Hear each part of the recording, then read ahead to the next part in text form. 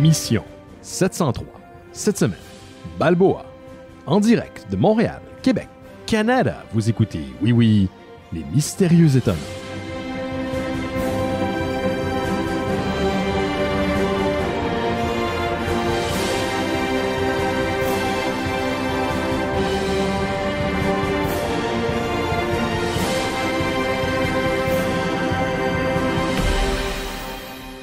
Bonjour à toutes et à tous, vous écoutez Les Mystérieux Étonnants, une émission en balado-diffusion consacrée au BD et à l'ensemble de la culture populaire.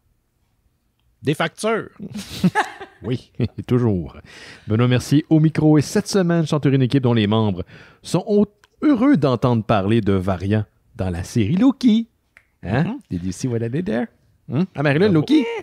J'ai écouté un épisode. Bon, au moins t'en as J'ai écouté donné mon un. fils pour écouter l'autre. Bon, OK. Je vous les présente à l'instant. Le premier est silencieux. Mais c'est pas parce qu'il aime pas parler. Non. La dernière fois qu'il a dit « No more mutant », la Terre ne s'est jamais remis. Simon Chénier. Salut, Simon. Bonjour. Bouge bée. Et voilà. La deuxième irait plus souvent à la pêche si elle avait des chances d'y attraper un Jason Momoa. Oh! Marilyn Brisebois. Salut, Marilyn. Ben oui, c'est un bon Jason Momoa. De ligne à peur. Un beau petit crapet. Ouais, c'est ça. Hey, Jake n'est pas avec nous cette semaine, mais on attend plus tard notre ami Laurent Boutin qui termine son chiffre, son quart de travail. Il s'en Chez sort tout le Planète temps, BD. des présentations. Ben oui, c'est ça. Ben oui, peut-être que je pourrais en écrire une quand il arrive, mais j'improvise tout le temps de quoi quand sa belle petite face pop dans le système. Je dis système parce que depuis la pandémie, on diffuse en direct nos enregistrements les lundis. Et les lundis, on est diffusé en vidéo aussi sur YouTube, Facebook et Twitch. Donc, merci à tous ceux et celles qui nous écoutent en direct. Ouais, ben c'est sûr qu'un petit show cette semaine. J'ai préparé des extraits parce que la 700e des Mystérieux Étonnants a eu lieu il y a 3 semaines environ de ça. Ils nous avaient envoyé pour 1h15 de contenu et j'ai des extraits encore cette semaine de messages, d'anecdotes que nous avaient envoyés. Et on était supposé recevoir notre ami Mario Geramos du site RDS Jeux vidéo. Mario qui est à la tête du projet. Malheureusement, il n'a pas pu se présenter. On voulait qu'il fasse un petit retour sur le E3 qui a eu lieu durant les dernières journées.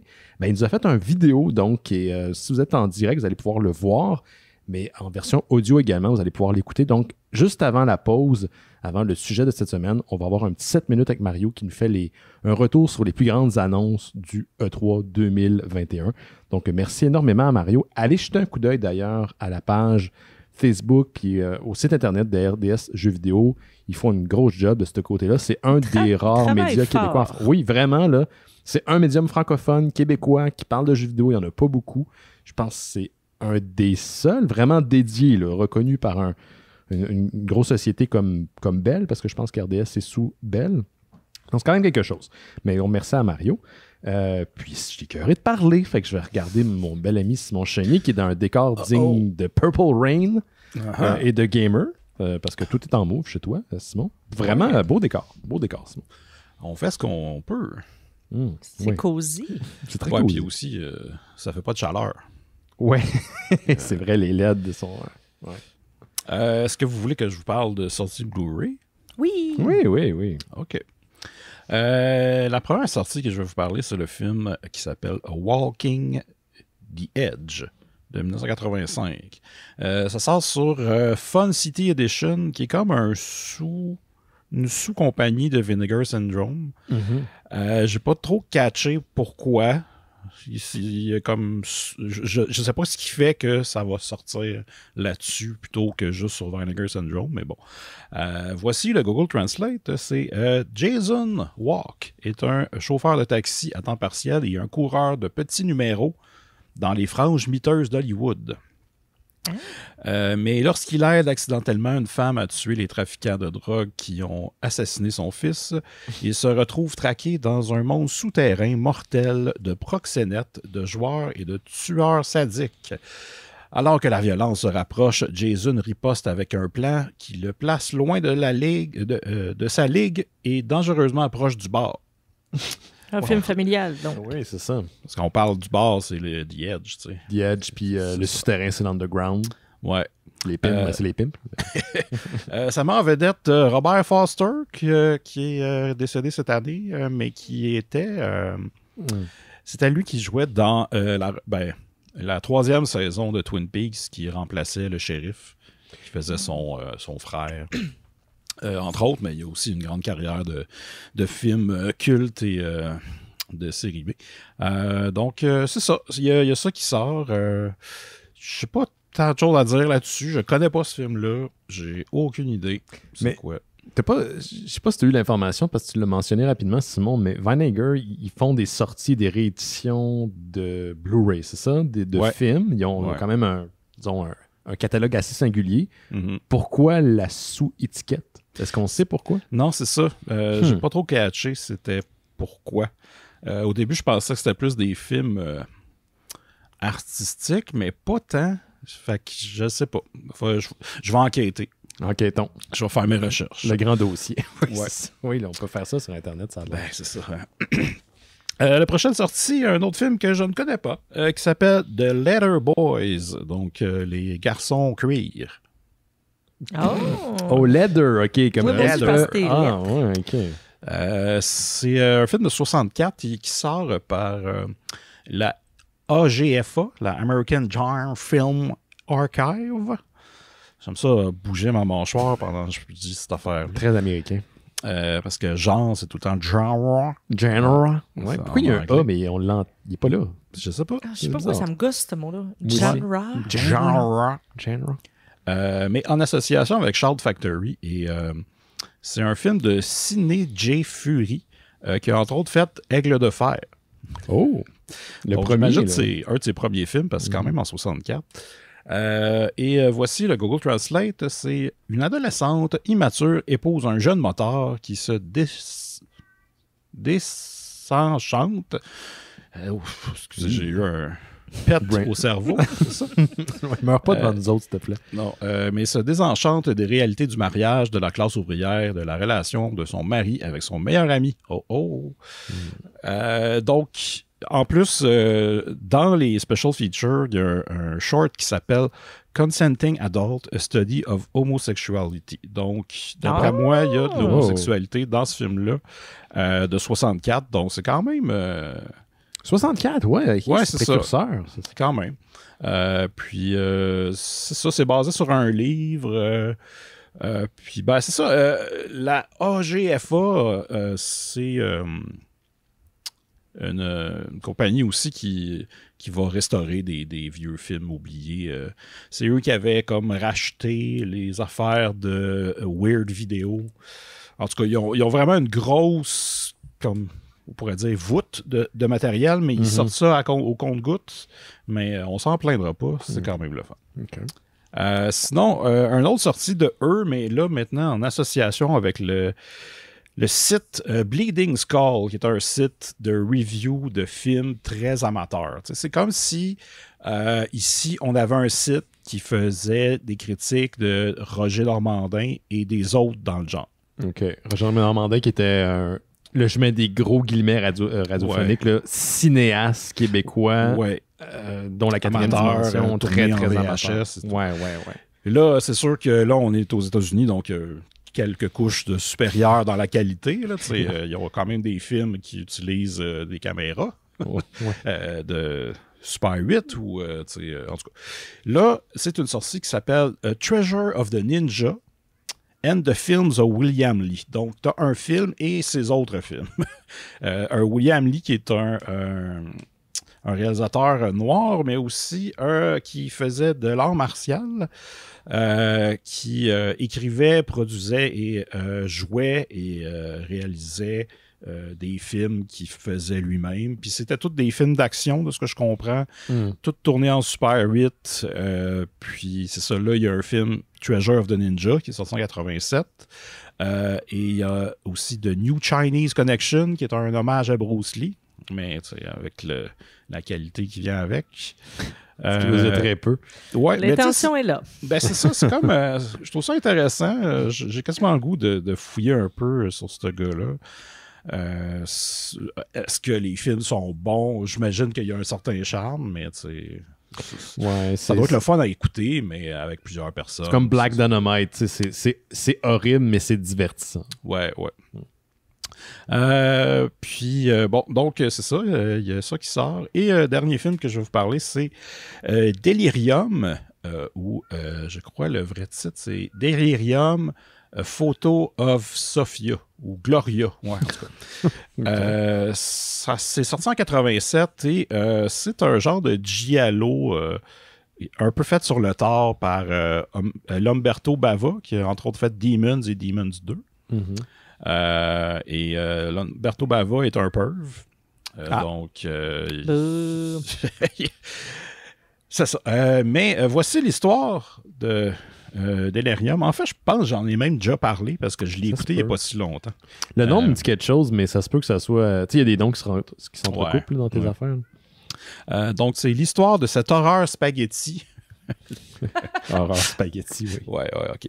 Tourne autour d'une ancienne mannequin qui dirige un magazine masculin à succès. Un admirateur obsédé massacre systématiquement ses modèles, augmentant parfois la production du magazine, et fournit à la maîtresse des photos de leurs cadavres défigurés prises devant ses affiches à moitié nues visibles en arrière-plan. Sera-t-elle la prochaine victime du psychopathe?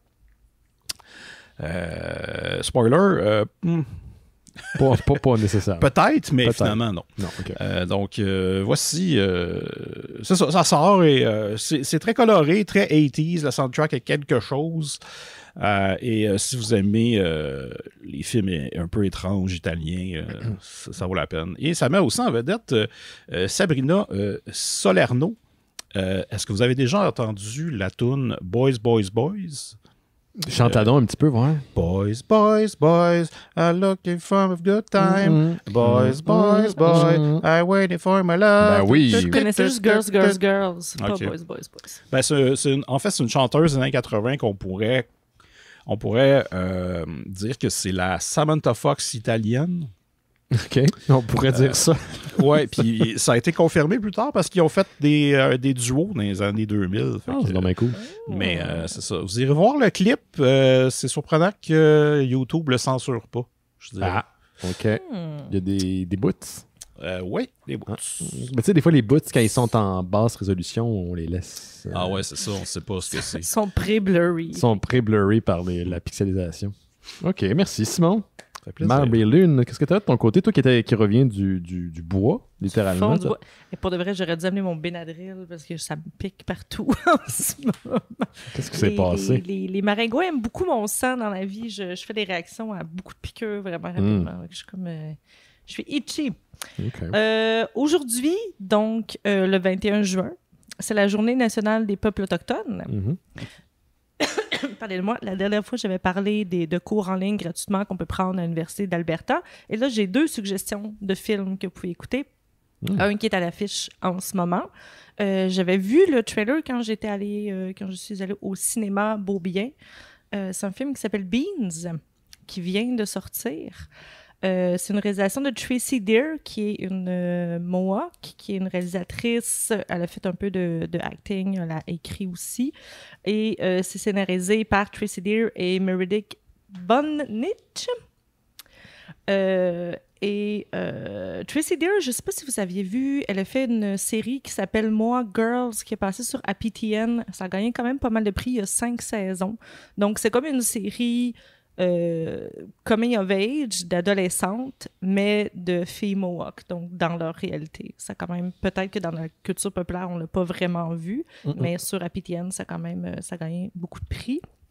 Donc, Beans, c'est l'histoire d'une Mohawk qui est rendue à l'âge adulte et qui se rappelle et qui raconte comment elle a vécu la crise d'Oka.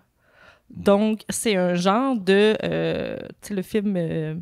c'est quoi, c'est 1982? En tout cas, c'est comme un film rétro, coming of age, mais d'une jeune fille une adolescente qui vit la crise d'Oka. C'est donc bien hot. Et les images sont super belles. Je ne me souviens plus et j'ai mal noté l'actrice principale qui est une jeune fille. C'est son premier grand rôle. Elle a l'air excellente et c'est très touchant. Et en fait, ce qu'elle voulait faire, Tracy Deer, c'est donc remettre les pendules à l'heure, expliquer ce qui s'est vraiment passé, ce qui s'est passé de l'intérieur, comment eux l'ont vécu. Aussi, dépeindre comment les médias ont rapporté les événements, malheureusement, comme d'habitude, pas de façon très objective. Et comment et là j'ai des frissons, comment les Québécois ont réagi.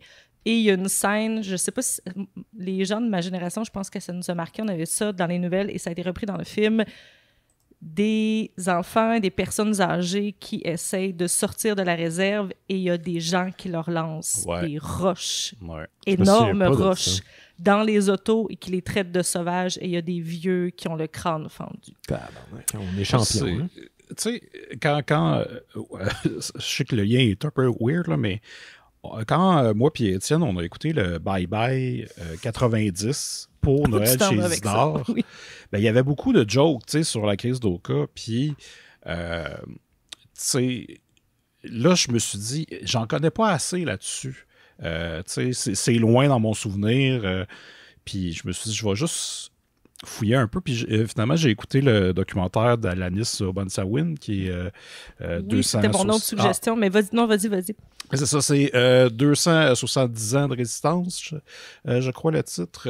Puis c'est ça, ça m'a fait rendre compte à quel point les médias ont vraiment pris comment dire... L'angle de la police? Oui, l'angle de la police. Puis, tu sais, les gens... les peuples autochtones dans ces régions-là étaient dépeints comme vraiment de la marde. Puis, tu sais, juste mon souvenir de... genre, l'humour dans ce temps-là bâchait sur eux. Tu penses à la cassette de la crise d'Oka, de La Jungle, avec Alain Dumas, là, c'est vraiment une abomination, écouter ça aujourd'hui. Là. Puis... puis c'est ça, quand tu vois dans le documentaire le monde pitcher des roches, tu fais, voyons, calice. Ils sont chez eux, puis ils veulent juste quitter, puis ça n'a pas de bon sens. Fait que ouais, c'est vraiment choquant de se rendre compte à quel point on part de loin. Ouais, puis que quand on est jeune, on va moins questionner ce qu'on voit à la télé, parce que justement, c'est ce qu'on nous donne, puis on n'a pas le réflexe de se poser des questions. Fait que là, on pense que c'est ça. Puis on se dit, c'est eux autres les méchants, parce que ce qu'on reçoit comme information, c'est ça. Puis c'est vraiment frustrant. C'est pour ça que c'est important. Moi, c'est ce que j'essaie de faire, même avec mes moindres connaissances ou mes connaissances limitées peut-être sur certains sujets, d'apprendre le sens critique à mon fils. Le non-objectivité des médias, le marketing, comment est-ce qu'on est pas... Si on te montre une information, que tu as la possibilité d'aller la confirmer, que tu peux consommer plusieurs médias, plusieurs points de vue. Parce que moi aussi, j'avais un souvenir. Moi aussi, je vois la photo de lasagne, puis la police, puis il y a eu beaucoup de blagues, puis c'est ça, RBO, le bye-bye, on a fait des blagues. Puis je me souviens très bien d'avoir vu cette scène-là, des roches dans les médias. Mais encore là, c'est flou, puis j'ai l'impression que je suis jamais allée revisiter ça pour le voir ce que je sais maintenant, avec mes émotions maintenant, avec avec mon contexte.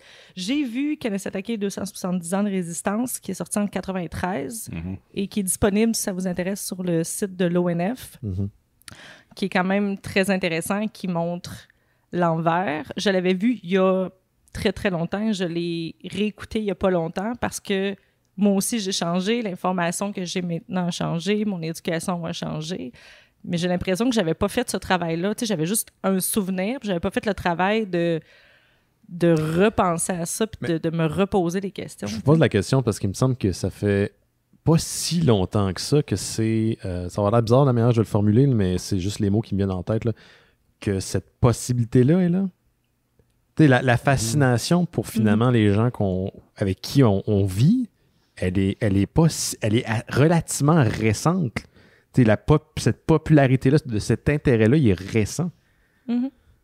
Ça fait pas longtemps là, que ce genre de discussion... comme c'est ce genre de promotion-là. C'est parce que de plus en plus, on se rend compte que ces peuples-là se sont fait mis de côté puis maltraités par tout le monde ici. Establishment. C'est ça. Fait que c'est normal que là, il faut sortir ces affaires-là qui ont été cachées ou en tout cas oubliées ou mis de côté ou mal expliquées. Puis plus ça va, plus il y en a. T'as-tu avancé ton cours, Marilyn, sur... Non, je me suis inscrite. Ouais, écoute, je t'ai inscrit à plein d'affaires. Puis, Depuis, j'ai pas vraiment eu le temps, mais c'est dans ma to-do list et j'ai un rappel. Je vais essayer de me faire de la place parce que dans mon calendrier, parce que je veux prendre les cours, puis j'aimerais ça pouvoir peut-être en parler aussi. S'il y a des gens s'il y a de nos auditeurs qui sont allés voir, même si c'est un cours, même si vous êtes juste allés faire quelques...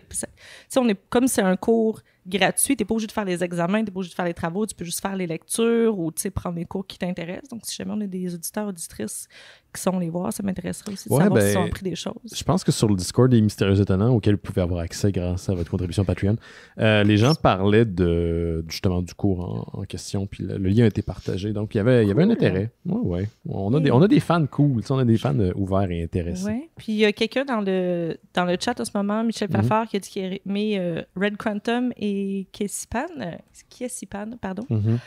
J'ai toujours de la difficulté quand je prononce mal. Mais donc, si vous avez d'autres suggestions aussi de lecture ou de ce qu'on pourrait écouter pour se renseigner. Tu vois, il y a Nick Ottawa qui suggère, il dit, sur un ton plus léger, un film de zombies autochtones, je vous suggère Blood Quantum, tourné au Québec. C'est cool, ça. Ouais. Puis c'est la deuxième personne qui suggère Blood Quantum. Merci. Ouais, c'est de la pop culture aussi, pas obligé d'être du documentaire. C'est quoi le nom de l'université d'Alberta? C'est l'université d'Alberta. C'est aussi simple que ça. C'est vraiment pas compliqué. T'avais terminé, Marilyn, je pense. Hein? OK, qu'est-ce que j'avais? Moi, ça a été un petit peu difficile de trouver des nouvelles cette semaine parce que de ce temps-ci, je sais pas pourquoi, il y a un petit creux, il n'y a pas grand-chose. Est-ce que c'est parce que les gens vaccinés aux États-Unis s'en donnent à cœur joie et sortent de chez eux? Je sais pas. Il y a comme une espèce d'accalmie, mais j'ai trouvé une couple d'affaires assez intéressantes. D'ailleurs, juste avant que tu y ailles, j'ai vu que hier, les Foo Fighters ont fait un gros show au Madison Square Garden et je voulais juste le dire pour Marie-Lune. Oui, j'ai vu. Ils ont chanté, c'est la pire affaire, ils ont chanté Creep de Radiohead avec Dave Chappelle. Genre de choses qui n'auraient jamais dû exister. Personne n'a demandé ça. Marie-Lune, elle n'aime pas le Foo Ils ont Fighters. juste du fun. Marie-Lune, elle n'aime pas le plaisir. C'est ça l'affaire. Ah oui, c'est connu. J'ai ça avoir du fun. Mais je pense que Simon puis moi, on a regardé le premier show de Conan devant public la semaine dernière. C'est vraiment beau à voir. Ça a fait un petit quelque chose. Là. Puis tu vois que les invités ils ont une petite émotion quand ils rentrent sur scène. Puis il en reste pas beaucoup. Là. Non, c'est sa dernière semaine en fait. Jeudi, c'est son dernier show live. Après, il va passer du côté de HBO Max aux États-Unis. J'espère que le show va être disponible ici au Canada sur une quelconque plateforme. Tu sais, on en sait très peu. Là, on ne sait pas le titre.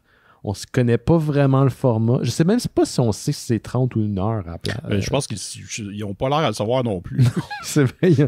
Je suis sur Twitch, d'ailleurs, son acolyte Aaron Blair. Je sais pas si tu t'en souviens, Blay, qui est un des gars qui travaille avec lui. Il fait Clueless Gamer. C'est un de ses employés qui le suit depuis 20 ans. Et il y a une chaîne Twitch vraiment cool. Le gars, il est vraiment sympathique. Et sa crowd est aussi sympathique que lui, sa communauté. Et de temps en temps, il va laisser tomber des petits trucs là, par rapport à ce qui s'en vient pour Conan ou des petites informations d'arrière-scène. Et même là, il veut rien dire sur ce qui s'en vient. Il n'a pas le droit. Il n'a pas le droit. Puis c'est sûr que s'il dévoile de quoi, il va se faire pogner. Mais je pensais aux années 90 cette semaine, parce que les années 90...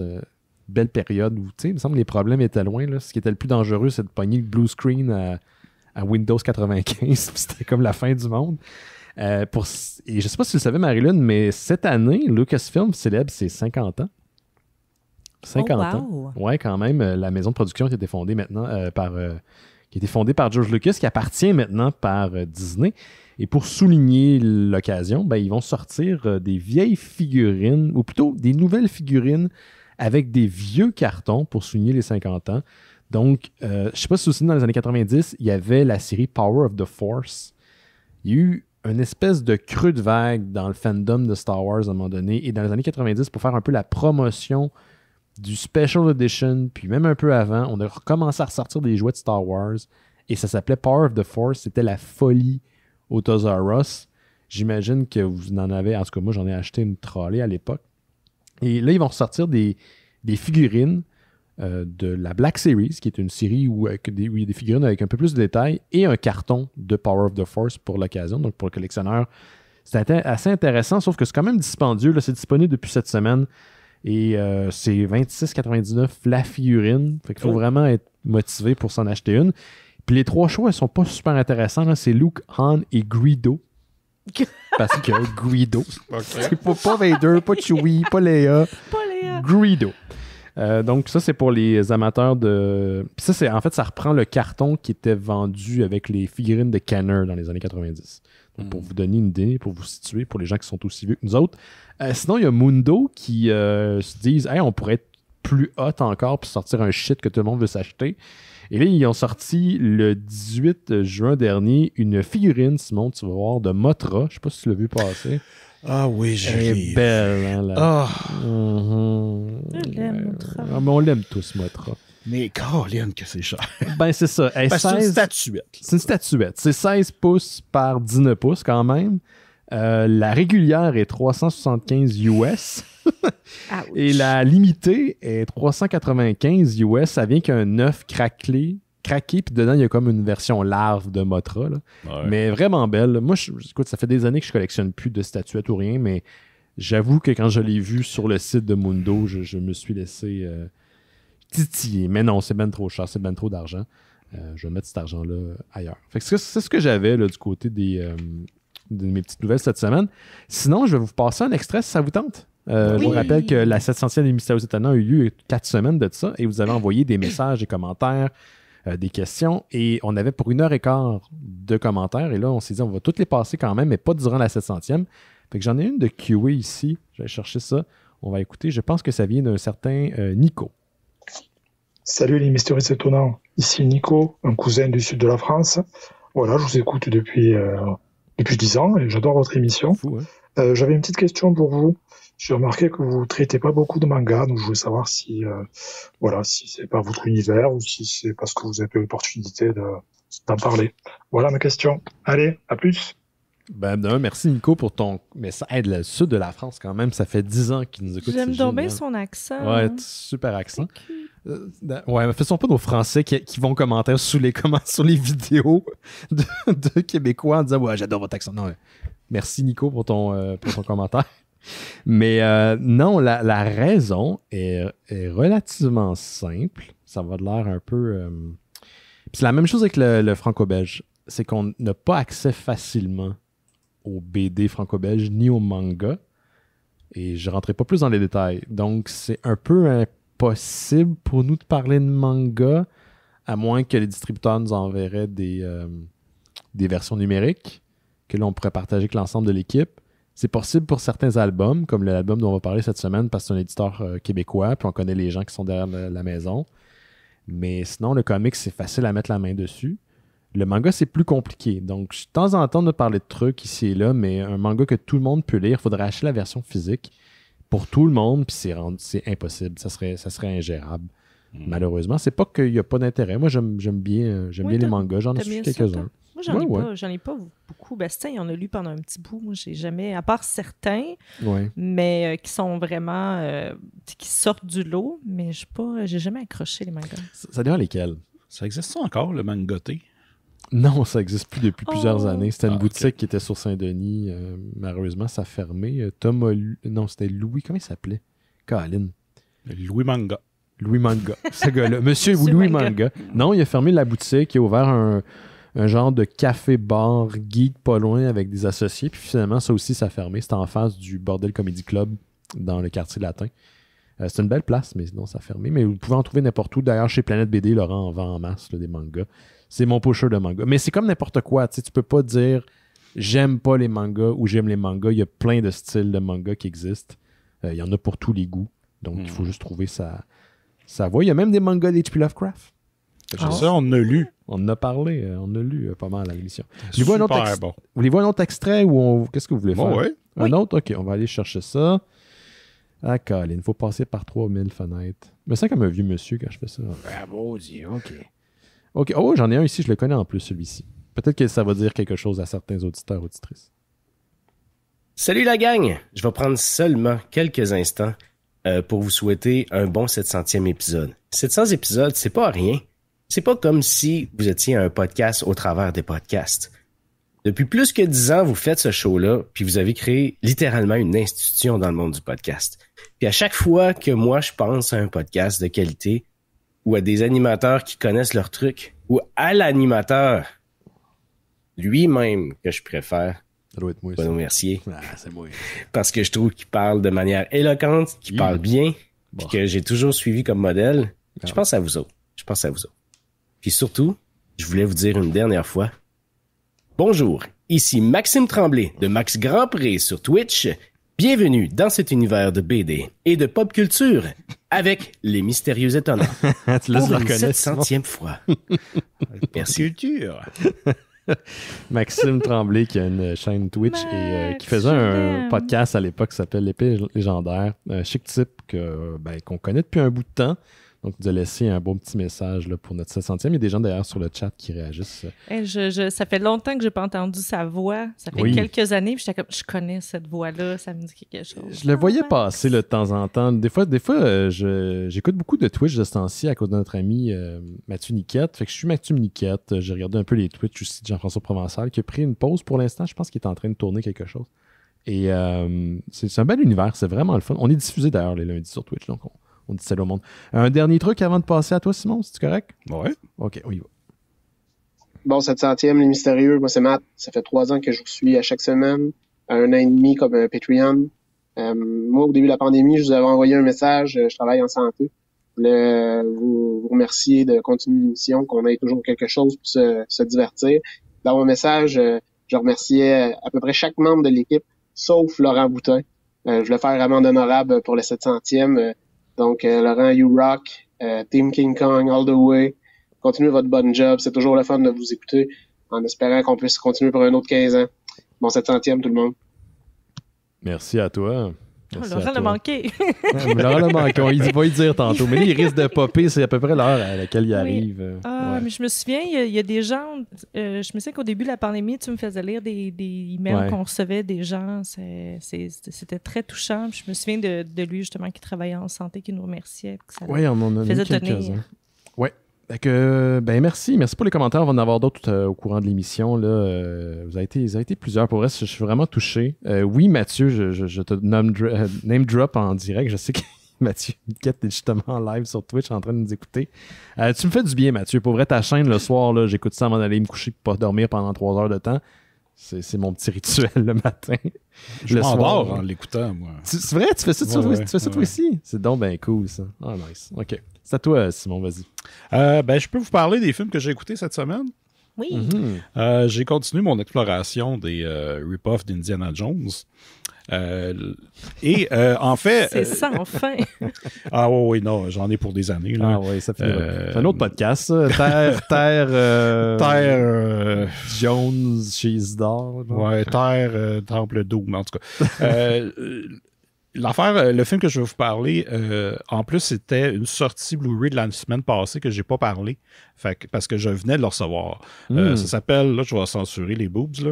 Oui, s'il te plaît, pour pas se faire kicker out. Invaders of the Lost Gold. C'est dangereux, les tits, hein? OK, je vais montrer l'autre version. Tu vois. Invaders of the Lost Gold de 1982. En fait, ça commence avec un groupe de soldats japonais qui cachent de l'or dans une forêt des Philippines. Puis là, ils se font tuer par une tribu cannibale. Et là, on va 36 ans plus tard, dans les années 80, en 82, où il y a un dude qui sait qu'il y a ça. Puis là, il veut récupérer l'or. Fait que là, il va voir les 3 soldats japonais. Il y en a un qui se fait tuer par le gars parce que il veut pas y dire c'est où. L'autre, il s'harakiri. Et fait que là, il y en a le dernier, il dit bon, OK, je vais y aller. Puis il ramasse une équipe dont un gars qui a déjà essayé de tuer parce que à cause de lui, l'autre gars, il a fait de la prison. En tout cas, là, je me perds parce qu'il y a beaucoup de personnages, mais l'important, c'est de savoir que tous ces personnages-là vont mourir tranquillement jusqu'à la fin, sans vraiment savoir pourquoi ou comment, des fois. Des fois, il y a comme de quoi qui arrive dans l'image, puis là, c'est granuleux, puis là, c'est au ralenti, puis la personne qui rit, puis tu te fais « Ah, OK, la personne est morte de quelque chose, mais on sait pas pourquoi. » Mais c'est super cave. J'ai eu quand même du fun, mais c'est un peu tout croche. Puis, évidemment, t'as comme... il y a un monsieur. Mettons, je vais l'appeler Monsieur Burns. OK. Monsieur Burns, il y a une fille. Puis là, elle, évidemment, elle dit « Ah, je veux aussi y aller à l'expédition pour trouver l'or. » Fait que là, ils y vont. Ils se mettent avec le gars qui a tué les Japonais au début, qui est comme finalement le evil guy, mais qui organise l'expédition. Et notre héros, qui est un vieux monsieur grisonnant qui a pas de fun dans la vie. Mais lui et la jeune tombent en amour pour aucune raison, juste parce que c'est la fille. Of course. Puis, bien sûr. Puis lui, c'est un Silver Fox. Ben non, c'est juste un Silver. Ça prend les deux. Silver Fox, il a l'air de sentir la robine. Là, Oui. Mais en tout cas, c'est ça. Je le suggère pas tant que ça. Là, c'est pas incroyable. Bon, rappelle pas le titre, ça va être correct. Ouais, ben, je peux vous montrer la pochette. Oui, en cachant les bouts. Ouais, c'est ça. Non, mais le prochain film, finalement, là, je suis retombé dans les thrillers érotiques. Ça faisait longtemps là, qu'on a parlé de thriller érotique. Ouais, j'ai écouté le film Scoring. C'est pas subtil. Mais attendez, checkez bien ça. Scoring de 95, c'est un film un peu méta sur un compositeur de musique pour les films, pour des thrillers érotiques, qui se retrouve lui-même dans une histoire de thriller érotique. Voyons donc, c'est donc bien méta, ça. C'est méta en maudit. Dans le film, à l'intérieur du film, il y a comme une femme qui essaie de tuer son mari, puis là, on voit plein de scènes de elle qui essaie de le tuer, puis ça marche jamais. Eh bien, poche. Oui, vraiment. Écoute plus de True Crime, madame. Ouais. Puis notre héros, qui est un compositeur, là, il regarde ça, il fait de la musique, il rajoute du sax, évidemment. Puis ce qui est drôle, c'est que la première fois que tu le vois, comment on dit ça? Il dirige un orchestre, un petit orchestre, là. Puis là, tu vois tout le monde jouer du violon, puis du drum, puis tout, sauf qu'il n'y a aucun de ces instruments-là qu'on entend pour vrai. C'est tout fait électroniquement. Puis là, ça devient compliqué, mais là, lui, il a une blonde, mais aussi, il sort avec une prostituée. En fait, il y a une prostituée qui amène une autre prostituée. Puis pour lui dire, ça, c'est la prostituée avec qui tu vas être pendant toute l'année. Puis là, la prostituée, la nouvelle est comme, ça me tente pas trop, là, c'est beaucoup de... C'est comme ça que ça fonctionne? J'ai aucune idée, ça, je pense. Non, je pense pas.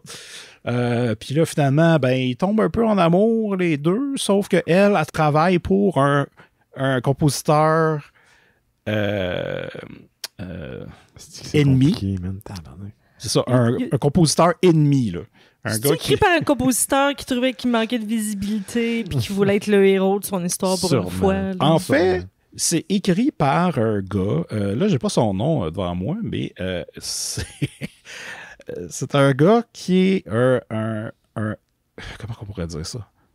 Un acteur de porn. OK. Qui a aussi réalisé des films, et il a écrit, et il joue dans le film en tant que réalisateur du film qui vont faire la trame sonore. En tout cas, la meilleure réplique du film, c'est « There's nothing funny about a tarantula attack ». What? Parce que dans le film, à l'intérieur du film, il y a une attaque de tarentule, puis dans le film, notre héros se fait attaquer par une tarentule. En fait, c'est ça, c'est qu'il y a comme du monde qui essaye de tuer le héros, le compositeur, comme dans le film qui est en train de faire la trame sonore. C'est vraiment bizarre, ça. C'est compliqué pour rien, puis à la fin, t'es comme, c'était plate, finalement. Bon. Fait que, voilà. Par contre, là, je vais vous parler d'une découverte. Oh. Ça a l'air sérieux, ça, Simon. Ouais. Moi, un de mes premiers films douteux que j'écoute depuis j'ai 17 ans, c'est le Dernier Assaut. qui est Strike Commando. J'en ai parlé la semaine passée parce qu'il sortait en Blu-ray. Et avec ça sortait le deuxième, qui est comme un peu rare, difficile à trouver, comme j'ai dit la semaine passée. Et là, je l'ai écouté. Et je ne sais pas si c'est parce que j'ai le Blu-ray et que la qualité de l'image est merveilleuse, Ouais, ça va. mais j'ai adoré ça. C'est tellement le fun. C'est parce que le premier était un rip-off de Rambo 2. Celui-là, il y a encore du Rambo, mais il y a aussi du Indiana Jones. Ça fait un lien avec ce que tu montres. Et il y a des ninjas. Le personnage principal, c'est le même que dans le premier, mais c'est pas le même acteur. Et le nouvel acteur rajoute comment dire, il y a un petit peu plus de swag, il y a un petit peu plus de présence que le premier qui était Red Brown. Là, c'est Brett Hoff. Et il y a aussi une fille qui est, je me souviens plus de son nom, mais elle avait gagné Miss Monde en 77. Mais un gars qui a gagné Miss Monde en 77, c'est notre ami Laurent Boutin, qui est justement... Oh yes! Laurent. Yes! Wow! Bien mérité. Je m'y attendais pas. Puis, oui, c'est ça. Il y a aussi Richard Harris là-dedans, qui est le gars qui était dans La Race d'Arabie, mais aussi dans les Harry Potter, en tout cas les premiers, qui, clairement, il était là pour payer sa piscine, là, mais il rajoute de quoi au film, puis c'est comme bien joué, en tout cas, quand lui est là. Puis les cascadeurs, parce que c'est tourné aux Philippines, puis les cascadeurs des Philippines, ils s'en calissent de se péter tous les membres. À chaque fois que tu manges une balle, il faut que tu revoles en faisant des Ouais, puis backflips. ils se lancent, hein, ils sont motivés. Ah ouais. Puis il y a des hottes qui explosent, puis c'était merveilleux. Je sais pas ce que j'étais vraiment de bonne humeur, mais je le suggère vraiment. Strike Commando 2. Le premier est aussi excellent, mais c'est parce que je l'ai vu tellement de fois que je le connais par cœur. Fait que, tu sais, c'était moins surprenant. Celui-là, là, oh my God, c'est exactement ce que j'avais Il est encore disponible en Blu-ray, Simon? Oui, il vient de sortir. Il vient de sortir, c'est ça. Ouais. Est-ce qu'il faut avoir vu le 1 pour voir le 2? Non. À part que le gars, il a le même nom de personnage, il n'y a pas vraiment de lien narratif, disons. Merci, Simon. On va écouter un petit extrait d'un commentaire qui a été laissé pour notre 700e avant de passer à Marie-Lune. Hey, salut les mystérieux, c'est Martin. Ben, ça fait plus de 12 ans que je vous écoute dans mon char sur la route du travail. Où je commence ma 13e année. Ah, je suis plus sûr dans ces affaires-là. Bon, on rit de moi encore. Un gros bravo pour votre 700e. Lâchez pas, vous êtes bon. On se verra sûrement en personne pour la 800e. En passant, Ben, quand tu parles de série dans l'émission, est-ce que tu pourrais, s'il te plaît, bien prononcer le mot série? Parce que quand tu le dis, l'émission arrête dans mon char et mon téléphone me demande s'il peut m'aider. En tout cas. Et lâchez pas. À la prochaine. Ah, mais là, je vais dire Siri à la place. Oui. La nouvelle série sur Netflix. La nouvelle série sur Netflix. Hey, j'aime ça. On devrait tout le temps faire ça. Oh non. Siri! Siri achète. Alexa. Alexa. Contribue au Patreon des mystérieux. Siri. Oui, mais Martin le fait parce que c'est un des membres Patreon. Il était là hier quand on écoutait la lutte. Les dimanches, on écoutait la lutte ensemble. Est-ce que c'est celui qui écoute l'émission avec sa fille? Est-ce que c'est le Non, même ça, Martin? c'est un autre Martin. Martin et Janie, mais les autres, je pense que le nom de famille, c'est Benoît. Ça, c'est un autre Martin. Je connais pas son nom de famille. Non, c'est toi, Benoît. Oui, je sais que c'est moi, Benoît, mais il y a du mélangé, monde qui ont ben. des noms de famille qui s'appellent Benoît aussi. Ah, Oui, bizarre. oui, je sais que c'est bizarre. J'en ai parlé de ça. OK, Marie-Lune. Oh! Oui. Donc, je vais y aller avec d'autres suggestions parce que c'est vrai que it's a slow week. Oui, Donc, tantôt, calme. j'avais des suggestions de films pour la Journée nationale des peuples autochtones. J'ai des suggestions de jeux vidéo. Et comme à mon habitude, c'est des jeux vidéo pour les gens qui ne sont peut-être pas des adeptes de jeux AAA, de jeux avec des guns et avec des chars. Donc, des feel-good games qui sont plus relax. C'est ce que moi, j'apprécie. Il y a un jeu qui est sorti en ce moment, il est sur Steam, ça s'appelle Chicory. Colorful Tale. Donc, c'est un jeu à la troisième personne. C'est un jeu d'exploration. T'es un petit poppy, t'es un chien avec un béret, puis un pinceau. Avec un béret? Oui, puis t'as un pinceau, et là, faut que tu aies l'aventure, et faut que tu peux peinturer des choses, tu peux faire des dessins, il faut que tu aies des amis, et il faut que tu résoudes des énigmes. Donc, that's my jam. Moi, oui, ça, je suis correct. Il en faut de temps en temps. C'est mon jeu préféré. Il y a du co-op, mais c'est du co-op local. Donc, si vous voulez un jeu relax à jouer avec un ami ou en couple, que vous allez moins crier que jouer à Overcooked. Parce que j'ai joué avec mon amoureux il n'y a pas longtemps, puis on a crié « Coupe tes oignons, arrête de faire des boulettes! » Ça, puis Mario Kart, ça crée des conflits. Il n'y a pas eu de conflit. On est les gens qui crient et qui se fâchent le moins. Vous pensez que je me fâche pas, mon amoureux, encore moins, on se fâche pas de moins de l'existence, mais on a crié après des boulettes. Pas l'un après l'autre, mais après les boulettes. Après les boulettes, oui.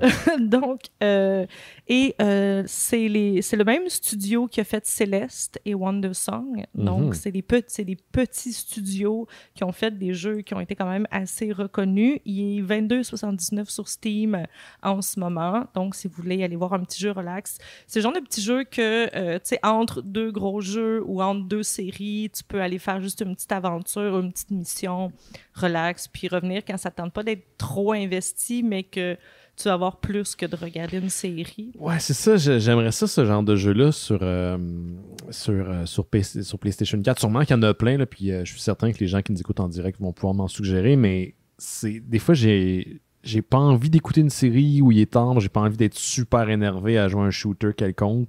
Puis j'ai juste un petit jeu de transition entre les deux. Là. Moi, je vais souvent dans la catégorie des puzzles, parce qu'il y en a qui sont difficiles, il faut que tu sois vraiment investi, puis des fois, tu n'as pas le brain juice pour, mais il y en a que c'est des petits puzzles, c'est des petits jeux cute, plus relax. C'est sûr que sur le PS Store, il y en a un petit peu moins, mais il y a certaines catégories qui sont plus pour ça. Le deuxième jeu, est-ce que je t'ai coupé? Non, vas-y. C'est parce que j'allais dire, est-ce que tu as vu le jeu qui a été annoncé de skate avec un petit oiseau? Oui! J'ai pensé à toi parce que Skatebird. Skatebird, oui. Ça fait longtemps les studios ont commencé à le faire, ils ont mis des vidéos. Donc, c'est comme Tony Hawk, mais t'as ton oiseau. Des fois, t'as un petit casque, puis là, c'est comme, tu sais, les finger decks, là. Fait que c'est comme un oiseau qui a un petit deck, puis il est comme sur un bureau avec une petite rampe de skate, puis des fois, il prend avec son bec le petit skate. C'est bien cute. Puis il y a des tunes un petit peu, tu sais, c'est pas des vraies tunes de punk rock, mais tu sais, ils font semblant que c'est des tunes comme dans Tony Hawk Pro Skater. Ah oui, la musique de vieux. Je suis trop vieux pour refaire du skate. Non. Ben non. C'est plus. Ben non, il y en a qui commencent. J'en ai vu beaucoup sur TikTok. Il y a une madame de 45 ans qui s'est fait une rampe dans son. Peux-tu même lâcher la madame de 45 ans? C'est pas si loin que ça. Là. C'est moi. Non, mais moi, je me suis acheté un pennyboard. Tu sais, les petits, c'est difficile, là, mais j'ai peur. Mais non, il y a. Tu sais, si Tony Alva a 62 ans et fait encore du skate, là, tu peux monter sur ton deck. Ouais, mais c'est parce que j'ai arrêté, tu sais. Ça fait comme 20 ans que j'en ai pas fait. Fait que je me demande, est-ce que mes jambes vont être correctes? Je me suis posé la même question au début de la pandémie. Je pense que c'est ton dos. Il faudrait que tu défies ton dos. Parce qu'on s'est assis depuis ce temps-là, depuis notre jeunesse, sur des chaises, puis ça a tellement affaibli le bas du dos. Là, c'est assez incroyable. Ouais. Justement, ça serait peut-être bon. Tu peux commencer tranquillement et faire 2-3 lits dans le stationnement de l'école secondaire. Je voudrais juste en faire pour rider. Là. Je ne veux pas faire de tricks vraiment. Okay. Même à l'époque, j'en faisais pas, j'étais tellement pas bon. Moi non plus, j'avais de la difficulté à tourner un peu. Il fallait que les trucks soient vraiment lourds, quasiment comme si c'était du snowboard. Là. Je te penchais un petit peu. C'est difficile du skate, c'est vraiment tough. Ça a l'air facile. Non, c'est vraiment une machine à se tuer. Tu devrais le faire parce qu'une fois que tu es capable d'en faire, c'est super pratique. C'est juste rouler. Deuxième jeu, il n'est pas encore sorti. Les trailers sont sortis maintenant. Vous pouvez aller l'essayer, en fait, sur Steam. Et si vous commencez une partie d'essai, de démo, si vous achetez le jeu, ce que vous avez déjà fait va être enregistré, ce que je trouve vraiment génial. Ça s'appelle Toem, donc T-O-E-M. Ça va sortir en 2021. On n'a pas la date, mais vous pouvez le mettre dans votre wishlist de Steam et Steam va vous avertir. C'est un studio, c'est leur premier jeu, ça s'appelle Something We Made. C'est un jeu d'aventure. OK. Vous êtes un oiseau. C'est un jeu en noir. Oui. Et c'est un jeu en noir et blanc. Vous êtes un petit oiseau avec un sac à dos.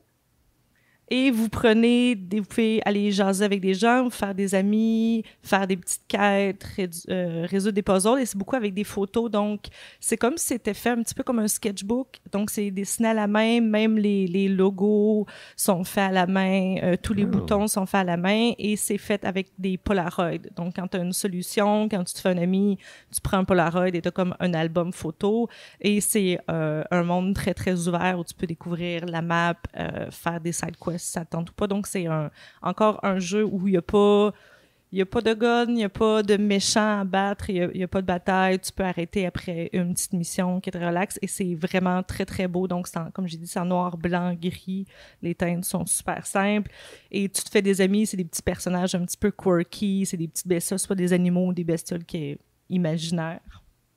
Donc, ça s'appelle Toem et ça va sortir en 2021. Je suis trop vieux pour être un petit oiseau avec un sac à dos? Tu peux être ce que tu veux. Jamais trop vieux pour ça. Non. Ben, je sais pas, c'est quoi l'espérance de vie d'un petit oiseau? Mais sac à dos ou pas? Ben, pour être s'il y a l'argent pour s'acheter un sac à dos, il doit y avoir une espérance de vie plus grande que celle d'un oiseau normal. Là, il y a des REER, là, clairement. Il y en a plus que moi. Fait que ça, ouais, c'est ça. Ils sont plus vieux. Cet oiseau-là est plus vieux que nous autres. Oui, cet oiseau-là, il est plus équipé pour le futur que nous autres. OK. Ben, merci, Marilyn. On va aller écouter un petit extrait, puis on va être... j'ai de quoi vous parler tout de suite après. Kouéouiti, Louis-Carl Picard-Sioui, auteur, poète, commissaire, gros geek et surtout grand fan des Mystérieux Étonnants. J'ai découvert les Mystérieux il y a une dizaine d'années. Vous m'aviez été chaudement recommandé par mon ami Nicolas Ottawa. Et depuis ce temps-là, vous m'accompagnez de façon hebdomadaire dans mes différentes tâches. Vous êtes avec moi quand je passe la tondeuse, quand je fais mes commissions, quand je fais la vaisselle, quand je donne le bain aux petits.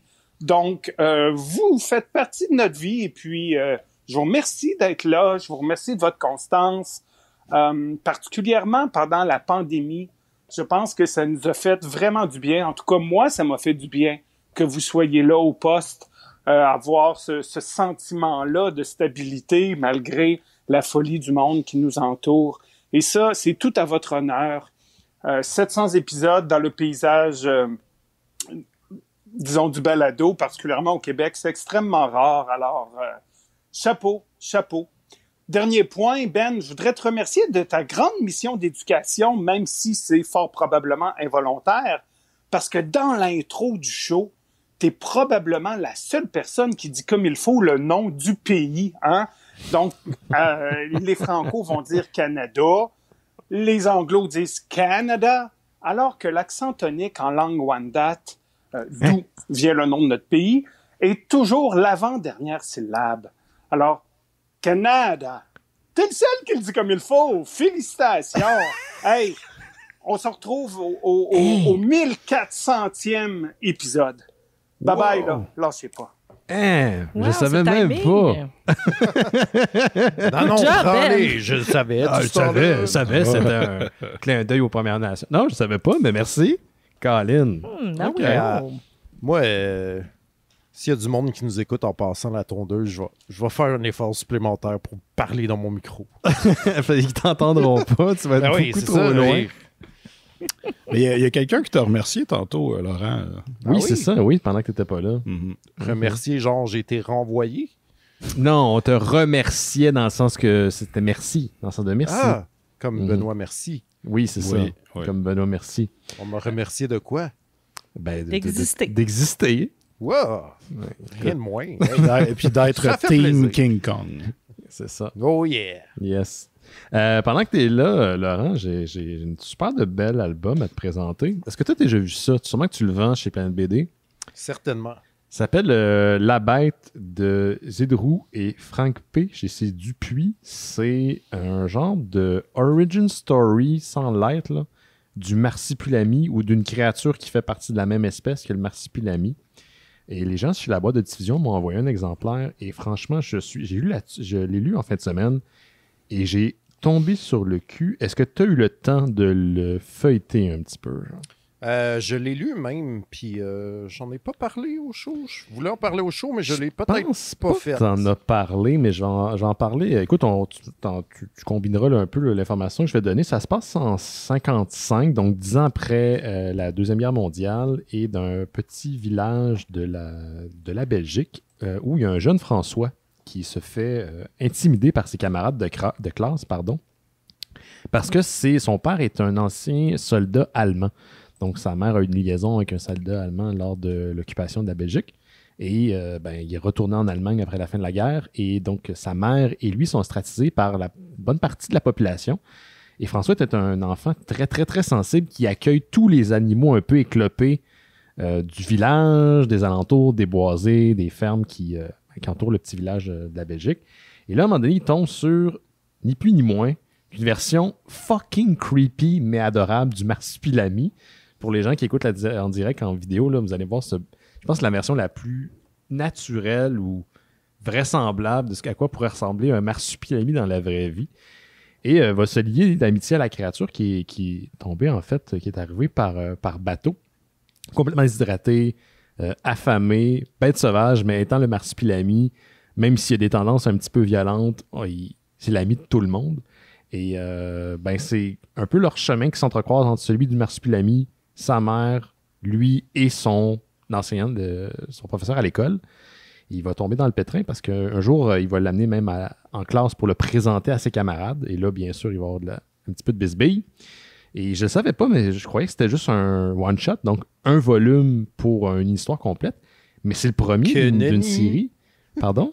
Que nenni. Je me suis fait avoir. Ben oui, écoute, ça finit sur un cliffhanger, puis j'ai hâte de voir la suite. C'est juste superbe. Pour les gens qui n'écoutent pas en direct en vidéo en ce moment, c'est un format qui est un peu inhabituel. Là. C'est pas le format BD comme on le connaît. C'est carré. C'est super beau. C'est vraiment attendrissant. Je sais pas comment y rendre justice. Je trouve que ça m'a vraiment touché. Puis la séquence d'ouverture se passe sur un bateau et c'est la seule séquence qui m'a fait craindre le Marsupilami comme une créature qui peut être violente. Puis il l'a eu rough. Là. Il l'a eu rough sur le bateau. Ouais, fait que il se venge. Là.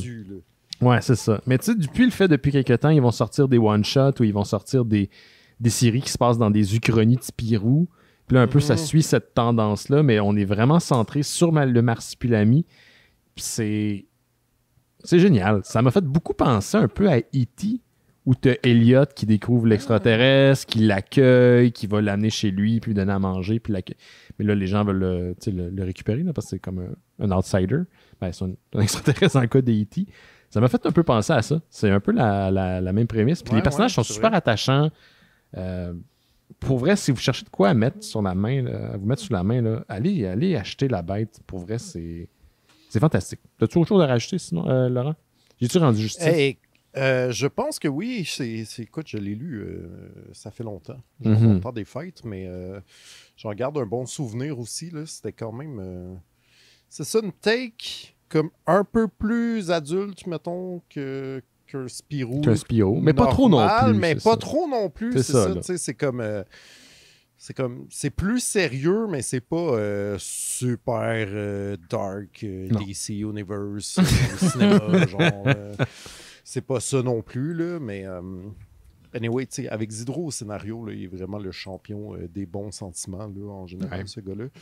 Fait que... puis, tu sais, je dis ça de façon non péjorative, là. Il réussit tout le temps à amener de quoi de positif et charmant, une petite touche de magie du quotidien, genre. Fait que, ouais. Vrai. Allez jeter un coup d'œil à La Bête chez Dupuis, ça vaut vraiment la peine. J'ai bien hâte au deuxième numéro. Moi, j'ai des questions. Le Marsupilami, là, c'est-tu son nom ou c'est le nom de la race? Y en a-tu d'autres? C'est le nom de la race. C'est le nom de la race. De ce que je comprends, tu as le Marsupilami qui est avec Spirou, ou qui l'a été pendant un bon bout de temps.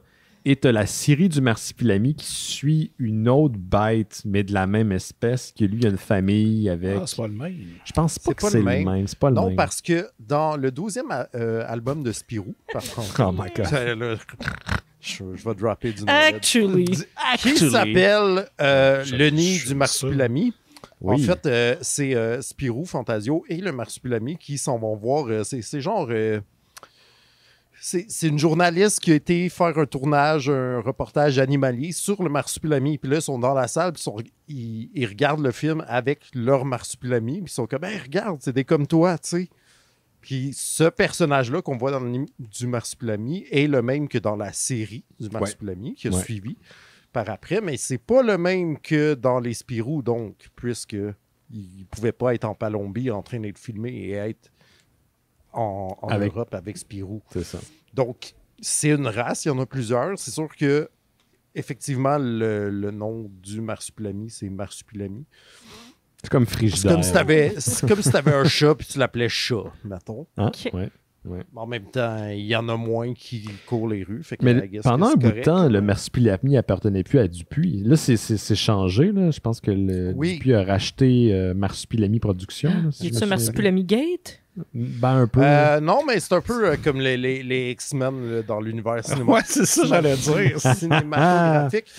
Genre, il y a eu Marsu Productions, qui est une maison d'édition indépendante, fait qu'il ne pouvait plus avoir le Marsupilami dans les albums de Spirou, puisque ça appartenait à Marsu Productions. Mais là, Dupuis a racheté Marsu Productions, ce qui a permis un retour en force du Marsupilami dans un des derniers albums de Spirou, et l'album que tu tiens entre les mains, Benoît, aussi, qui est un résultat de ça, parce qu'auparavant, on ne pouvait pas mixer les deux. C'était-tu comme le même feeling que quand on a vu Spider-Man dans le trailer de la même affaire. Civil War? Imagine-toi là, que le bouclier de Captain America est retiré avec la queue du marsupilami, panne à droite, et c'est le marsou sur le char. On aurait capoté dans la c'est ça. Regardez, je un coup d'œil à la bête. Marie-Lune n'est pas sûre. Que de rebondissements. Laurent, vas-y donc, mon Laurent. Moi aussi, je vais faire des recommandations de lecture, tant qu'à ce qu'on soit dans des recommandations.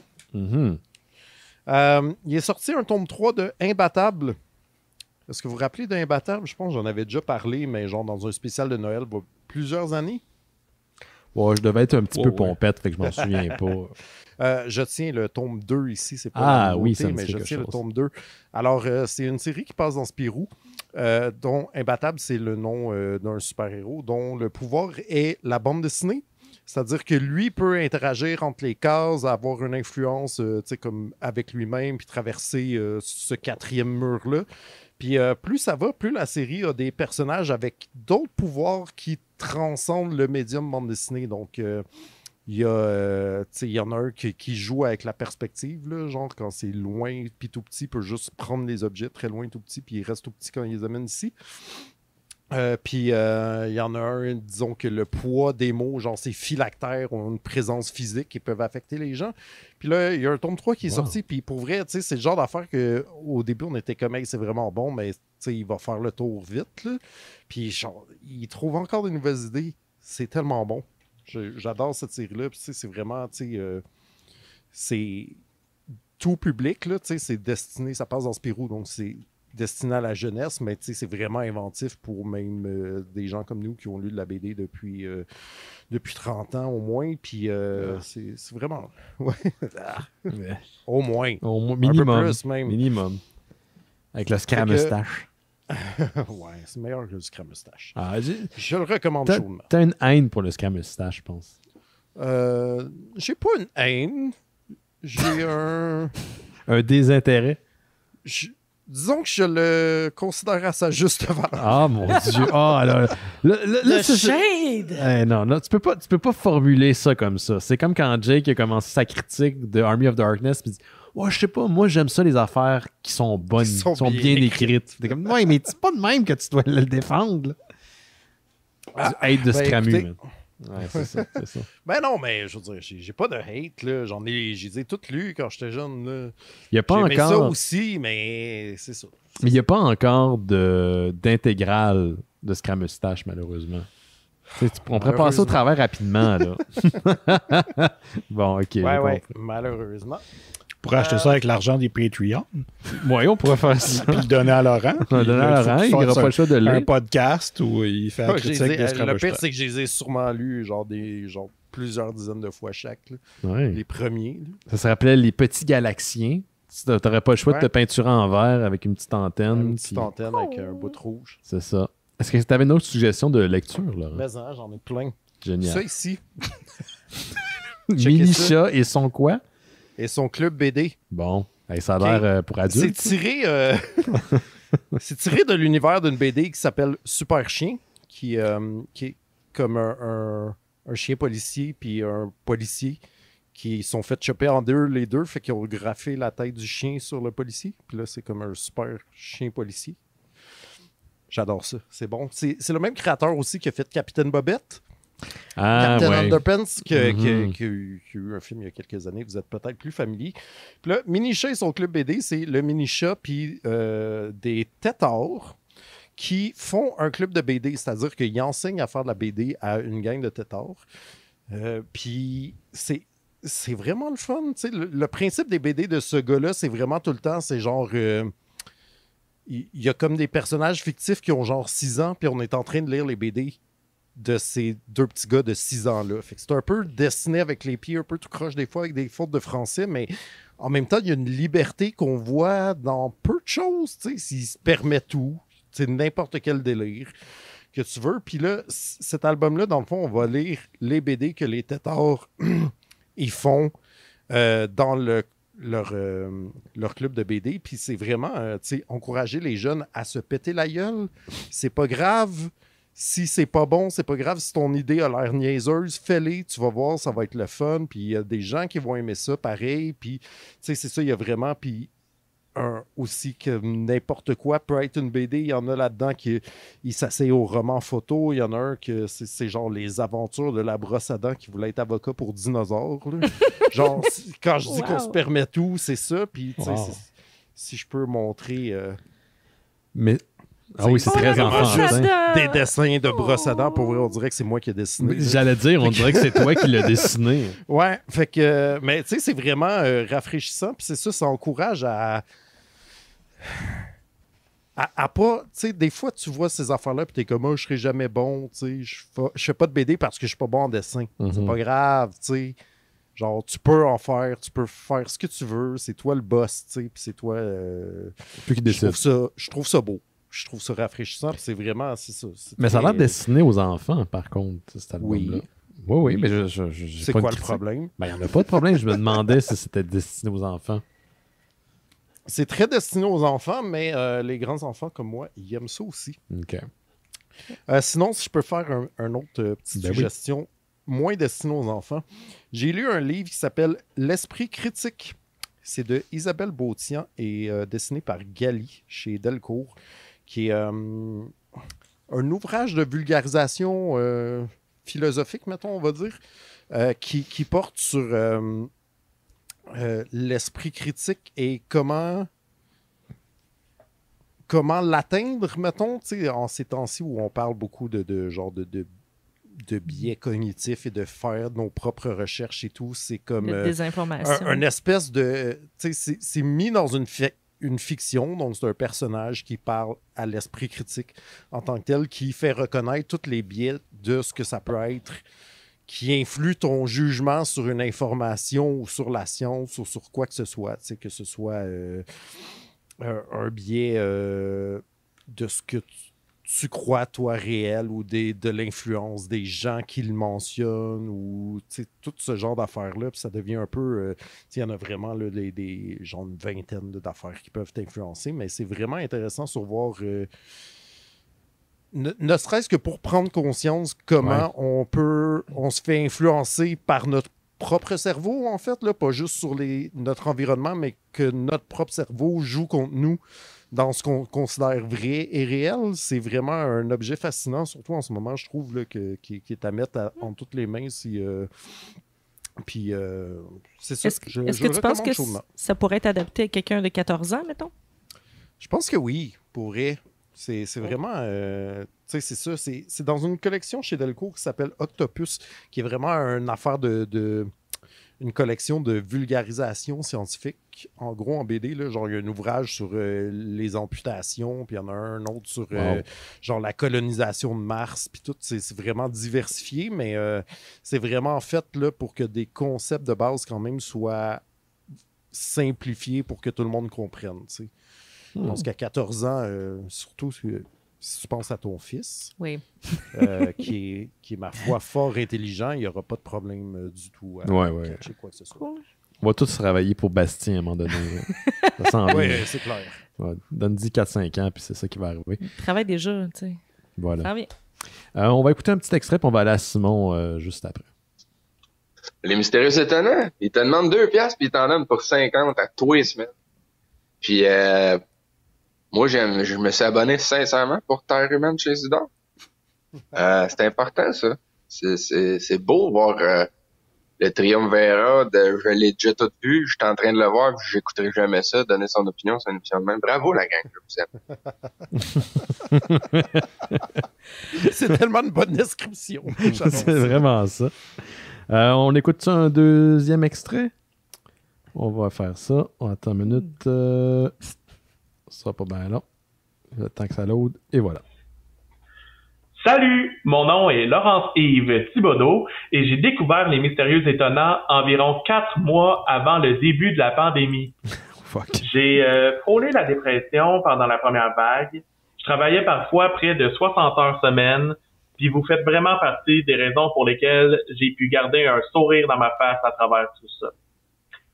Alors, en gros, je vous souhaite encore 15 ans d'étonnantes et mystérieuses découvertes bien geeks. Je vous souhaite aussi un autre 15 ans de Crafty Ben qui s'auto-roast à propos de son nez. 15 ans de Laurent qui partage sa passion de Sister Act 2 et des dinosaures. Non. Personnellement, je rêve encore qu'un jour il puisse aller voir Jurassic None on Ice. 15 ans de Simon qui fait encore et encore sa blague de « Ben, ça se regarde, là. Tu peux appuyer sur play, puis ça se regarde. » Quand il aime pas quelque chose. 15 ans de Jake qui hurle « Here we go, yeah! Come on, here we go now! » Et 15 ans de Marilyn qui est la maman la plus badass à ne pas avoir vu de Mandalorian que je connais. Bon, c'est facile, c'est la seule personne que je connais au monde qui l'a pas encore vu. Alors, c'est tout pour moi. Je vous souhaite un très bon anniversaire et party! Merci. C'était donc bien le fun, ça. Très cool. Très cool. À toi, Simon. Tu fais ça, Simon, cette joke-là, tu peux peser sur play? J'ai jamais remarqué que tu fais cette blague-là. Ah, ben tu vois. Lui, il a remarqué. Il a remarqué. Il a remarqué ça. Ouais, ben tu sais, un film, tu peux le regarder. C'est vrai qu'on peut le regarder. C'est une critique comme un autre. On peut l'écouter aussi, au pire. Dans le pire des cas. Oui, c'est vrai. Est-ce que vous voulez que je vous parle des 3 premières saisons de O, le téléroman? Est-ce que vous voulez que je vous parle d'une BD de Grant Morrison que j'ai lue? Ou est-ce que vous voulez que je vous parle d'une nouvelle vieille série que je suis en train d'écouter qui s'appelle The Americans? Moi, j'irais plus avec Grant Morrison parce que j'ai vraiment pas envie d'entendre parler de O. Ah, moi, c'était mon pic, pourtant. Marilyn Tronche. Oh non! Non, mais je peux parler de la BD de Grant Morrison. En fait, j'ai enfin lu Multiversity, qui est... c'est un ouvrage particulier et je vais sûrement en parler un peu tout croche parce que c'est difficile à résumer. Mais vous savez, et Laurent, je parle à toi surtout. Oui, je sais tout. Le DC Comic Universe, il y a plein de terres parallèles. Il y en a 52. Ah oui. Minimum 52. Oui, c'est ça. Et là, Grant Morrison s'est amusé avec ce concept-là.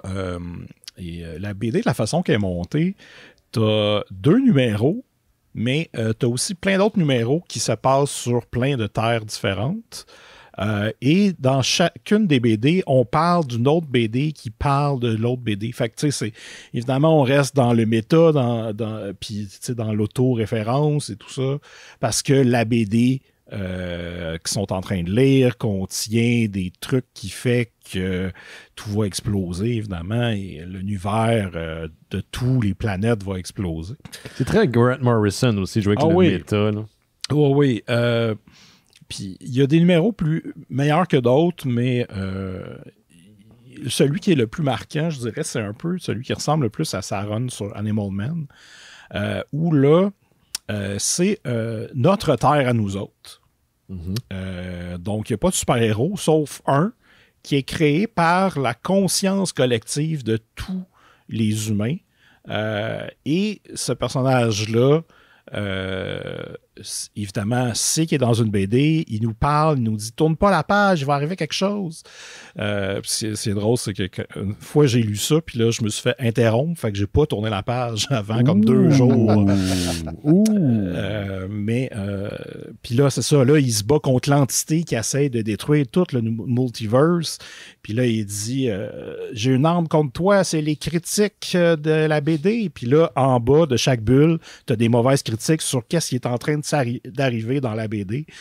Puis là, le personnage il dit ouais, ton ennemi, c'est l'encre et le papier. En tout cas, c'est tu sais du Morrison. Là. Ouais. Mais à la base, c'est ça, c'est toutes les genres de les Superman et quelques autres personnages de toutes les terres qui se mettent ensemble pour combattre ça. Puis c'est juste le fun de voir. Il y a comme un genre de lexique dans le milieu il s'est amusé à essayer de décrire le plus de terres possible. Donc, tu sais, t'as autant la terre de Superman Red Son que, je sais pas moi, t'en as une que c'est Watchmen, mais pas vraiment. Je pense qu'il voulait pas trop prendre les mêmes personnages, mais c'est comme si à place du Comedian, c'est le comment il s'appelle? Le Dieu du Temple? Non, mais le Patriote, celui que John Cena va faire là, dans Suicide Squad. Ah oui, là, juste parce que là, tu essaies de... Peacemaker. Oui. Tu sais, t'as Place de Night Hall, là, t'as Blue Beetle. En tout cas, tu sais, t'as plein de petites affaires, mais t'as un genre de Dr. Manhattan qui est là. Il y a aussi une terre qu'il y a tous des personnages qui ressemblent à Marvel. Fait que, tu sais, à la place de payer les droits à Marvel pour utiliser les personnages, ben, t'as des genres de Marvel. Mais ça suit... Est-ce que ça suit bien? Parce que Morrison, des fois, on se perd. C'est difficile. Okay. C'est ça. C'est difficile à suivre. Puis à la fin, quand ça finit, j'ai fait comme... Hein? ouais, ça fait ça. Ça finit comme... Pourquoi, tu sais, genre, pourquoi j'ai lu ça? Il y a eu comme bien du fun dans le milieu, mais au final, j'étais comme... OK, mais encore? Puis là, il fallait que je revienne en avant dans les premières pages pour essayer de comprendre ce que je venais de voir, parce que il y a comme une boucle, en tout cas. Mais j'apprécie beaucoup le fait qu'il s'amuse beaucoup avec le médium. Puis c'est vraiment comme... C'est intéressant à lire, là. C'est pas sa meilleure œuvre, disons, mais... tu sais, mettons, je vais donner 7 sur 10. Ouh! Voilà. 7 méta sur 10. En Louvain? C'est 3.5 Louvain. Oui, c'est 3.5 Louvain. Ouais. OK. Merci. OK. Ben, merci, Simon. On va écouter un petit extrait, puis on va passer à Marilyn juste avant. Hey, salut les mystérieux, c'est Julien Paris-Sorel. Bonne fête, 700 épisodes, c'est incroyable. Merci de m'avoir invité à travers toutes ces années pour jaser et triper BD avec vous. Je suis vraiment, vraiment content que vous existiez puis que je puisse vous écouter pendant que je travaille. C'est toujours un plaisir, donc bravo, puis attention à vous autres. J'ai hâte de vous voir. Salut. Bon, Julien Paris-Sorel, qui est notre ami auteur de Aventurosaure. On reçoit chaque année qu'un nouvel album sort. Et propriétaire papa de Abu, le plus beau petit chien du monde, qui est un petit Bouddha poilu. Qui a aussi son compte Instagram, si vous voulez le suivre. Qui a aussi un compte Instagram. Oui, Abu, c'est quoi? Abu Pipi Gribou. Pipi Gribou. Ouais, c'est son nom de famille. Wow, OK. Marilyn, est-ce qu'il te restait quelque chose? J'ai juste une confirmation de cast. Je crois qu'on avait parlé du reboot de Toxic le Ravageur. Ouais. Probablement qu'on avait mentionné que ça s'en venait. Ouais. Et là, ils ont confirmé Kevin Bacon. Il y avait eu des rumeurs. Kevin Bacon qui va faire le personnage principal Toxic le Ravageur. Ben voyons donc. Pour les gens qui ne savent pas, Toxic le Ravageur est sorti en 85. Et là, ils vont faire... C'est vraiment un reboot. Là. Ils vont refaire l'histoire. Kevin Bacon va faire Toxic une fois qu'il est tombé dans le goût toxique, là, et qui est devenu un gros méchant. Et ils ont aussi confirmé un autre cast qui est Peter Dinklage. Oui. Ah oui. Le nain dans Game of Le Thrones. gars qui avait un band de ska, là. Oui! Il y avait un Ça, band de c'est- ska. Man, on a appris ça récemment. arrête de Ben muter oui. la conversation, Ben. Oui, Mais oui, Peter mais on a une conversation Facebook où il y a un message à chaque 30 secondes. Là. Je peux pas. Oui, puis c'est juste des jeux Ouais. pourris. C'est des jeux du à ska, pourris. là. Du jeu du ska, là. Si vous arrêtez, là. C'est la folie totale. Mais si- Pour vrai, j'ai l'impression d'ouvrir une porte où c'est un genre de l'orgie dans Alice, mais tout le monde fait des jokes de ska. Tout le monde fait du skank. C'est la meilleure chose. Mais oui, Peter Dinklage avait un band de ska. Il chantait et jouait de la trompette. Fait que et c'était pas mauvais, si vous voulez aller voir ça. Et aussi Oscar Isaac. Oui. C'était Oscar Isaac chantait dans un band de ska punk. Ah oui. Et je me souviens plus comment ça s'appelle, mais c'est très bon. J'étais comme, Oscar Qui était Isaac comme va être dans hot. Toxique, le ravageur. Non, excusez, j'ai dit. Je mélange tout. Il peut Tout revient faire, au lui, ska tout le aussi. temps. Oui, Colin. oui, il peut tout Maudit. faire. Ouais. Mais ça, il joue dans une nouvelle série, je pense. Ah, oui, il va jouer dans Moon Knight aussi, qui va paraître sur Disney+, éventuellement. Donc, Toxic et le Ravageur n'a pas encore de date, mais ça va commencer en juillet. Ils vont commencer à tourner en Bulgarie pour une raison que j'ignore. C'est C'est Trauma le Entertainment. Je pense que ça vient de là, Simon. Non, c'est pas ça. C'est pas non, Bulgare, non. hein? Parce que j'essaie Non, de non, chercher. Non, j'étais comme, c'est ça, new-yorkais. pas Bulgare Ça vient de... C'est Trauma. De Trauma. Lloyd c'est ça. Kaufman. Love Kaufman, qui est un bonhomme assez particulier. Qui a fait les Toxic 2 et 3 aussi. Là. Il a fait plein de films low budget. C'est en fait le roi des films low budget. Ou un des rois, là, avec, comment il s'appelle, Roger Corman pour être son homologue, ou son ancêtre, un peu, si on veut. Là. Sauf que Lloyd Kaufman, il est plus aware. Oui, Qu'est-ce qu'il fait? il est très conscient que c'est Mais la là, boîte. évidemment, c'est pas. Là, ça va être. Apparemment, ça va être un film gros budget. Donc, je sais pas s'ils vont réussir à garder le cachet douteux, classique. Tu sais. Surtout, tu sais, quelqu'un qu'on reconnaît, Kevin Bacon, Peter Dinklage, on dirait que ça fait décrocher un peu. C'est déjà plus gros budget que Ouais.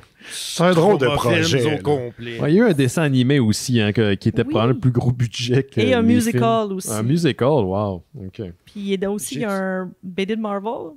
Ouais. Il y a eu plein de trucs. OK. J'ai-tu déjà parlé au show de la fois que Lloyd Kaufman il était comme mon voisin au Comic-Con? Oui, tu disais qu'il arrêtait pas de... Non, mais tu l'as pas dit au mystérieux, mais tu l'as dit dans des conversations privées. Ça se peut. Ouais. Puisque c'était comme c'était même pas un gros Comic-Con, là. C'était dans le temps qu'il y avait des mini Comic-Con le reste de l'année, genre. Puis on avait une petite table avec Planète BD, puis genre de l'autre côté de l'allée, c'était Lloyd Kaufman qui était là avec Trauma Films, tu sais. Puis il est comme bien habillé, là. Il a un petit veston qui a l'air usé, tu sais, puis tout, mais il a un petit suit. Puis là, une année, il y a une fille qui arrive, puis il est comme... Ah, Monsieur Kaufman, je suis une fan, je peux-tu prendre une photo avec vous? Il est comme, oh oui, attends, je vais me changer. Puis il fait juste ôter ses culottes. Puis il est comme en white undies, là, des vieilles bobettes, genre, là. Puis là, il est comme, OK, on peut prendre la photo. J'étais comme, puis tu sais, c'est comme un vieux monsieur, là. Il a sûrement presque 70 ans. Oui, s'il l'a pas, il That's his thing. OK. Ben, je l'ai interviewé J'étais comme, ce moment est parfait. Je l'ai interviewé à Fantasia, puis il est un peu out there. Tu sais, il connaît son personnage, là, tu sais, puis il est tout le temps entouré de gens qui trippent ben raide sur Trauma, puis c'est vraiment spécial. Mais bon, il trippe. Lui, il a trippé, il s'est épanoui là-dedans, dans le cinéma indépendant. On est content pour lui. J'ai regardé le très mauvais documentaire de Last Blockbuster sur Netflix. C'est pas bon? C'est vraiment vrai. Écoute, c'est envie de 1h30 de gens qui sont comme une fois j'ai loué un film. C'est plate que ça soit ça. Je voulais l'écouter, il était dans ma liste. Non, c'est vraiment plate, mais il y a comme 2 minutes avec Lloyd Kaufman qui est le seul bon bout du film qui est comme Blockbusters, le cinéma, ils n'ont jamais voulu prendre mes films, je me suis arrangé tout seul, fuck you! C'est le seul bout nice de ce documentaire. C'est que c'est drôle, ce gars-là, il s'est jamais caché. Wow.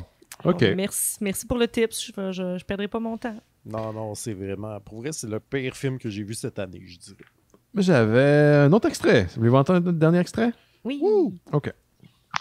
Salut l'équipe des Mystérieux Étonnants. Je m'appelle Johnny, je vous écoute depuis la Suisse, depuis quelques années déjà. Vous me faites toujours autant rire. Franchement, vous êtes géniaux. L'ensemble de la culture populaire. Et vous m'avez accompagné dans différents moments de ma vie et puis vous m'avez toujours fait rire. Donc pour ça, un grand merci. C'est super. Et faites des émissions plus longues. Actuellement, j'ai un projet agricole où je dois planter, passer 3000 graines, une par une. Donc, c'est devenu mon nouveau rituel quand je plante. Je vous écoute. Donc, merci pour tout. Changez pas et continuez comme ça. Allez, à bientôt les amis. Ouais, des émissions de 15 heures. Un agriculteur suisse. Oui. C'est dommage le fun. On est suisse partout. Hein? C'est fou. Il y a du monde de partout sur la planète qui nous écoute. C'est débile. Très cool. Quand même. J'avais une petite nouvelle, mis à part mes extraits, parce que j'avais pas le choix de vous parler de Star Trek. Hein, les amis, Star Trek qui ne meurt pas. Pas le choix, hein? Hey, je sens votre excitation. Moi, je suis plus impressionné par le fait que tu disparais dans le soleil. À cette heure-ci de la journée, là, je suis en train de fondre dans le soleil. Il faudrait que j'achète un rideau. Une journée où il y a eu 0 soleil en plus. Je sais, il y a du soleil dans mon appart. C'est ça. Ah ben, parce que là, on a eu finalement la date de sortie de Star Trek Lower Decks. Vous vous souvenez, c'est quoi Star Trek de Lower Decks, qui est la série d'animation qui se passe à peu près après les événements de Star Trek Nemesis, right, guys? Ouais. Bon, ben finalement, ça va sortir le 12 août prochain, donc cet été. Aux États-Unis, c'est quand même sur Paramount+, mais ici, au Canada, ça va être disponible sur Crave, donc une raison d'être abonné à Crave de base, parce que ça vient avec. Il y a eu la deuxième bande-annonce qui était sortie, la première bande-annonce qui est sortie, mais il y a eu la première bande-annonce aussi de la deuxième saison de Star Trek Picard, guys. Vous vous souvenez de Star Trek Picard? Oh shit. Ben oui, avec Attends, Patrick il y a déjà Stewart. eu une première saison? Oui, qui n'était pas super bonne, malheureusement. Ah, c'est pour ça qu'on... Parce que, il me semble que t'en parlais souvent. Puis là, j'étais ça a arrêté à partir du moment que je l'ai écouté. J'ai trouvé ça très, très ordinaire. Mais il y a une deuxième saison qui s'en vient. Puis pour pas être anal, je vais y laisser une chance, comme toujours. Donc, Patrick Stewart qui revient en tant que Captain Picard, qui est plus capitaine, qui a pris sa retraite. Et John Delancey qui jouait Q dans Star Trek The Next Generation, qui sera présent dans cette deuxième saison. On vous rappelle qu'il avait demandé, et là vous allez voir le lien avec Rock and None, à Whoopi Goldberg, à The View, de venir de faire partie de la deuxième saison. Elle avait accepté. Je ne sais pas si ça s'est fait. On n'a pas vu de photos sur le plateau ou rien de ça. Whoopi Goldberg, qui est animatrice de View, qui est aussi une ancienne comédienne, qui a joué dans l'excellent Rock'n'None 1. 2. Rock'n'None 1. Il n'y a pas Back eu de 2. into the habit. Hey, wow, ce schisme-là. C'est ce qui va détruire les mystérieux étonnants de l'intérieur. Ça va gangréner les mystérieux. Donc, la saison va sortir quelque part en 2022. Ça semble jouer avec l'idée des terres parallèles ou l'univers parallèle. Ce qui est très, très Star Trek, la très BD sci-fi. de Simon. Ben oui, comme la BD de bande dessinée de Simon de Grant Morrison. Les 52 univers parallèles. Est-ce qu'un de ces univers-là est l'univers de Star Trek? Non. Non, malheureusement. Non. Malgré que je pense que DC a publié du Star Trek en BD. Hein, oui, mais aussi, il faut dire qu'il n'a pas identifié toutes les terres. Il en a laissé quelques-unes secrètes. Donc, tout est possible. Tout est possible, Laurent. Oui. Déjà qu'il y a eu X-Men et Star Trek se sont rencontrés en bande dessinée, mais aussi il y a un roman qui existe de Star Trek The Next Generation rencontre les X-Men. Il n'y a pas eu Green Lantern avec Star Trek aussi? Aussi, ça sera notre sujet de la semaine prochaine. Merci. J'ai dit que je pouvais pas être là la semaine prochaine. Bon.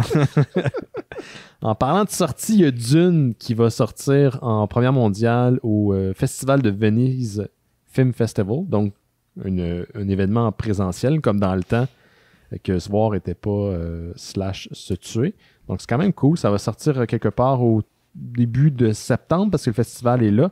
Le film est quand même censé sortir en salle et sur HBO Max aux États-Unis le 1er octobre, donc un mois plus tard. Donc, j'ai bien hâte de voir ce long... Est-ce que tu as fini le livre finalement, Laurent? Parce que tu t'étais garoché. Oui. Toute la gang. Le premier seulement. J'ai lu le premier seulement. En anglais ou en français? En anglais. En anglais, quand même. C'était une grosse job. Oui. Puis toi, j'étais assez emballé. J'ai envie de lire la suite. C'est juste qu'à un moment donné, le temps. La vie. Hein? Le temps, mais ça me tombe quand même. Là. C'était assez bon pour ça. Puis, c'est quand même un roman de 900 pages, mais c'est quand même. Tu sais, t'arrives à la fin, puis t'es comme maudite bonne introduction. J'ai hâte de voir, mais que ça commence pour vrai. Comme le Silmarillion. Comme le Silmarillion. Oui, pareil comme le Silmarillion. On a appris que Marilyn a lu 3 fois la semaine passée. Toujours pas certaine d'avoir compris. Tu l'as lu 3 fois juste la semaine passée? Non, mais la semaine passée, on a appris qu'elle l'a lu 3 fois. Oui, je sais. Bon. C'est à toi, Laurent. T'avais-tu un dernier truc, une suggestion de bande dessinée avec des chiens ou je sais pas quoi? Là? Oh, j'en ai plein de...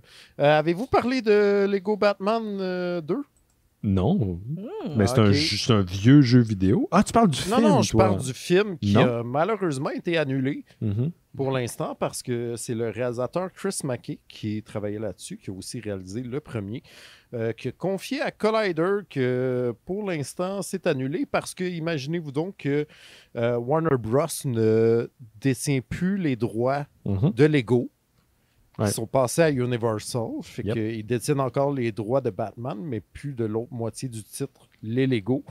C'était un film qui avait commencé à être écrit par Dan Harmon de Rick and Morty puis de Community et Michael Waldron qui est un des principaux écrivains de Loki en ce moment que j'ai pas regardé encore. Et toi là, c'est excellent.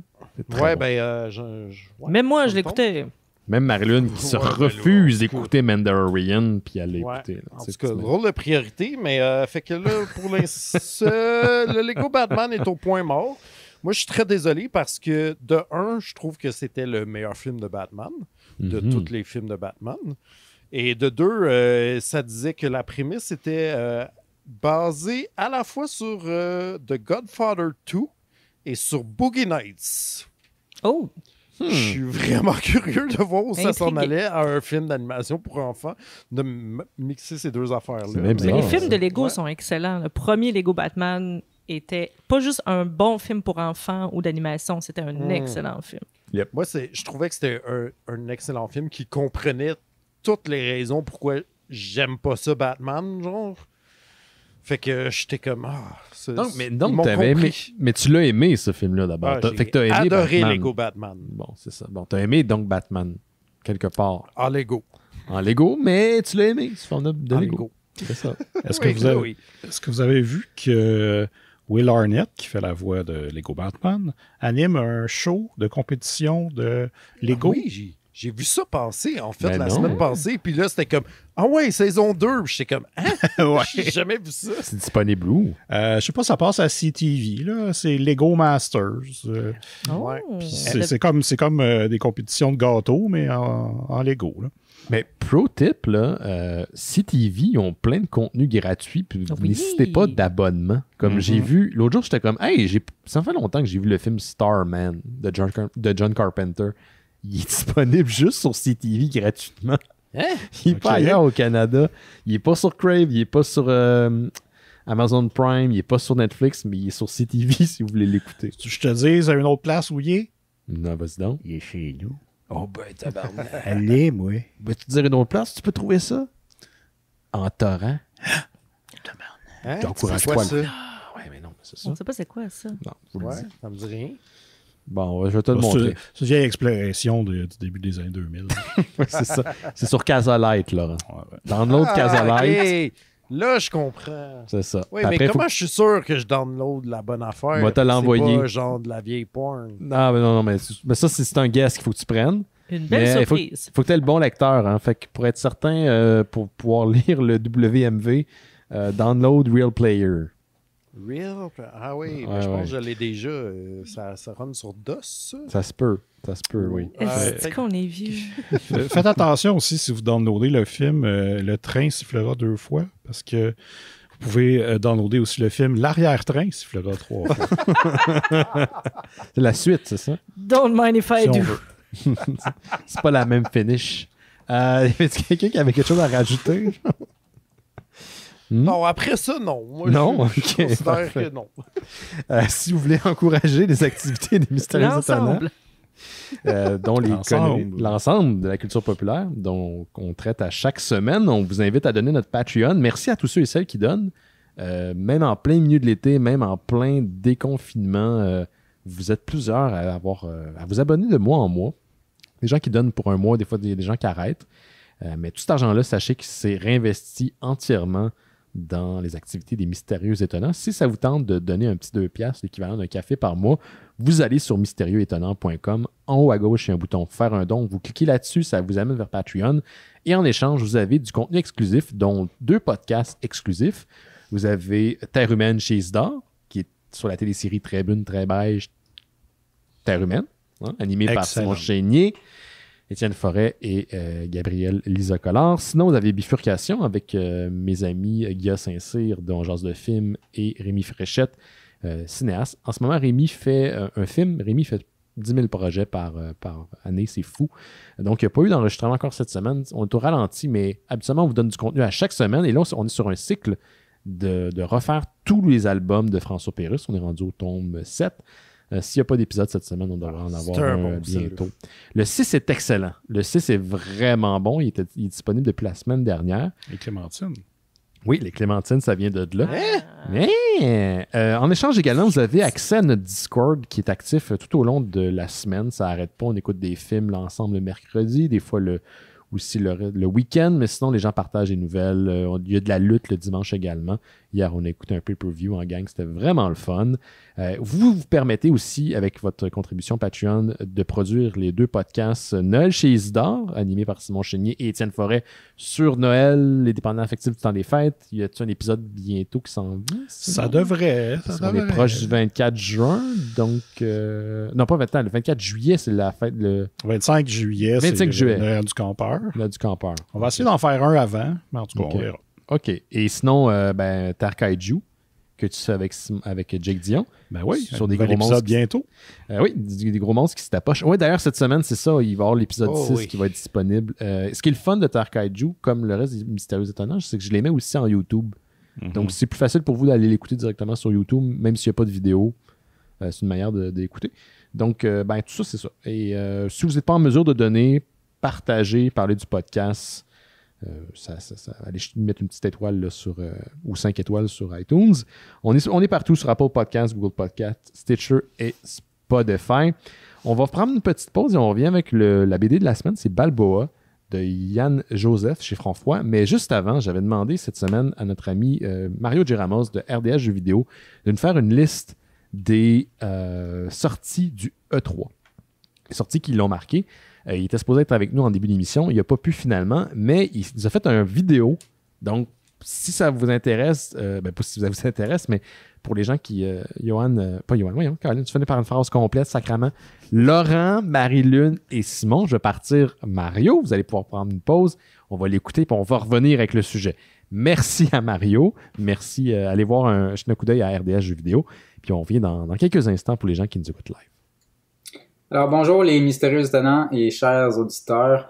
Donc c'est Mario Georges Ramos de RDS Jeux vidéo. Benoît Mercier il m'a demandé de vous faire un petit topo sur ce qui s'est passé au E3 2021. Donc je vais vous présenter vraiment les grandes lignes des grosses annonces qui sont sorties au E3. Donc premièrement, c'est quoi le E3? Ceux qui ne le savent pas, c'est une grosse convention annuelle entre tous les gros éditeurs et les plus petits en jeux vidéo qui annoncent les jeux à venir dans la prochaine année et souvent dans les années à venir.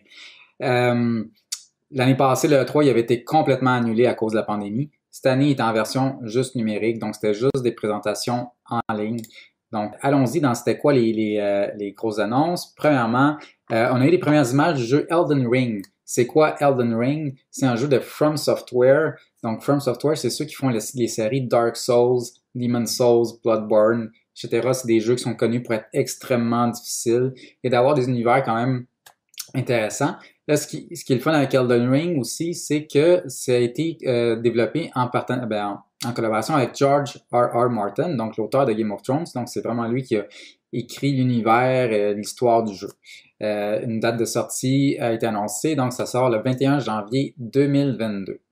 Du côté de la présentation de Ubisoft, il y a eu les premières images du jeu Avatar Frontiers of Pandora. Et oui, un jeu sur Avatar, le film de James Cameron, parce qu'en fait, James Cameron est en train de développer des suites. Et là, Ubisoft vont sortir un jeu à monde ouvert, on le présume, dans le monde de Pandora, de Avatar. Et la sortie est prévue pour 2022.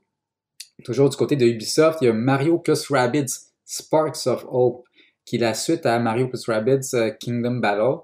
Donc, c'est un jeu de combat tactique avec les personnages de Nintendo, Mario et ses amis, plus les lapins crétins, les Rabbids de Ubisoft.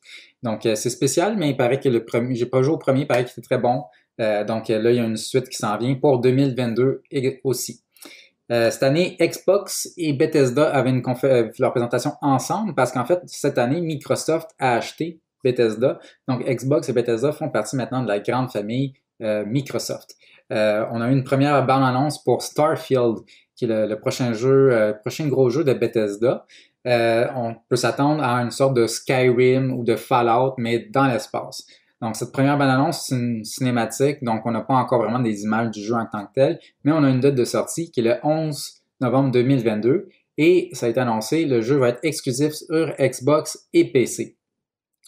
Donc, une autre bonne nouvelle, c'est du côté de Xbox et Bethesda, c'est Halo Infinite qui va sortir pour le temps des fêtes 2021. Donc, finalement, il avait été retardé, il était supposé sortir l'année passée originalement. Au fond, Halo Infinite, il va avoir un mode multijoueur qui va être à part du jeu principal et ce mode multijoueur-là va être free-to-play, accessible à tout le monde. Même si tu n'as pas acheté Halo Infinite, tu vas pouvoir jouer au multijoueur gratuit de Halo Infinite. Et toujours chez Microsoft, il y a Forza Horizon 5 qui a été dévoilé, donc jeu de course à monde ouvert, le 5e de la série, la sortie est prévue le 9 novembre 2021, donc c'est toujours le fun quand c'est des jeux qui sont prévus pour cette année. Un autre jeu qui est prévu pour cette année du côté de Square Enix, c'est le jeu de Guardians of the Galaxy qui est développé par Eidos Montréal, donc le jeu de Guardians of the Galaxy, contrairement à leurs Avengers que Square Enix et Crystal Dynamics ont sorti l'année passée, ça va être un jeu solo, donc c'est pas un jeu en ligne semi-MMO pas clair, ça va être un jeu vraiment une aventure solo où est-ce que tu contrôles Star-Lord puis t'as les autres gardiens de la galaxie qui sont avec toi puis tu peux leur donner des ordres, etc. La sortie est prévue pour le 26 octobre sur toutes les consoles et PC, donc 26 octobre 2021, sur toutes les consoles et PC, incluant la Nintendo Switch.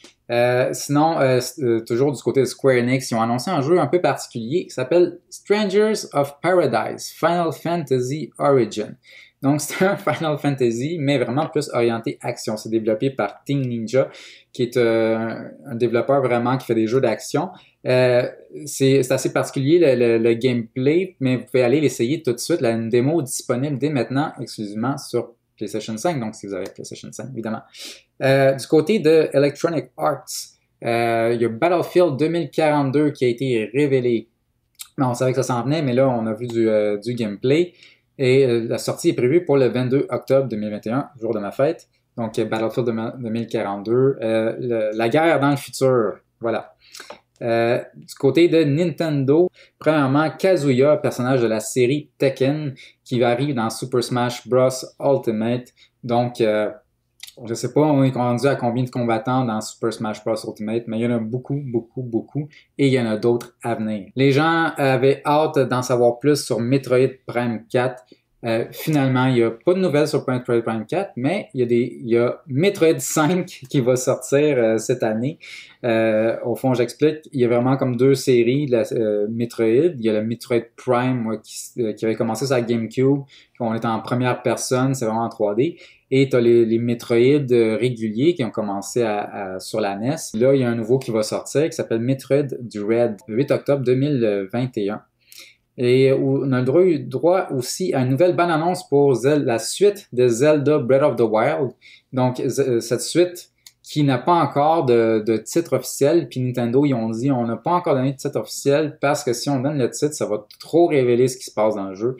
Donc, il y a cette nouvelle bande-annonce-là qui montre des images du jeu. On peut voir que, évidemment, Link a de nouvelles habilités, mais là, on peut aller dans le ciel, voir des îles dans le ciel, etc. Il y a déjà 1000 théories sur le web sur qu'est-ce qui se passe dans cette bande-annonce, qu'est-ce qui se passe dans le jeu. C'est toujours le fun, ça, avec les jeux Zelda. Le jeu est sorti prévu pour 2022, donc ça s'en vient éventuellement.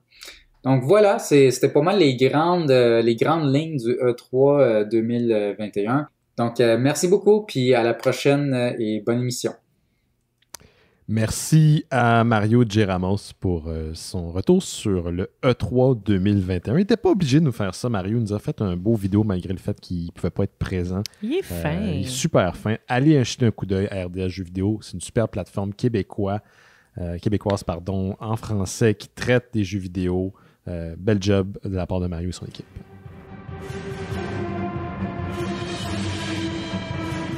Vous écoutez Les Mystérieux Étonnants. On va maintenant parler du sujet de la semaine. Et cette semaine, c'est une bande dessinée chez nos amis chez les éditions Franc-Froid, Balboa, de Yann Joseph. Et c'est Laurent qui va nous en parler. Vas-y, mon Laurent. Alors, Balboa, ce n'est pas sur Rocky. Oui, c'est le la nom question de la qu'on a tout le ville. temps. Oui, c'est ça. C'est le nom de la ville où l'aventure se passe. Où l'aventure se passe. On suit une jeune fille qui est dans cette ville-là, qui est un peu... c'est comme une ville un peu trash, mais version West Coast. Là, c'est comme ben surfer, mais ben de la drogue aussi. Il y a une nouvelle drogue dans les rues qui a l'air d'affecter beaucoup de gens. Et il y a des gens sous l'influence de cette drogue qui volent le chien de notre protagoniste. Oui, Mookie.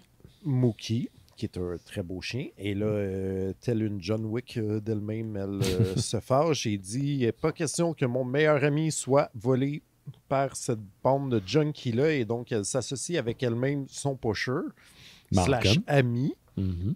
Et va aller à la poursuite de son chien qui, finalement, sera... mon Dieu, kidnappé pour être le réceptacle d'un démon, secte, ou en tout cas d'une secte. Et all hell broke loose. Exactement. En gros, c'est pas mal ça. Je pense que oui, tu l'as bien fait.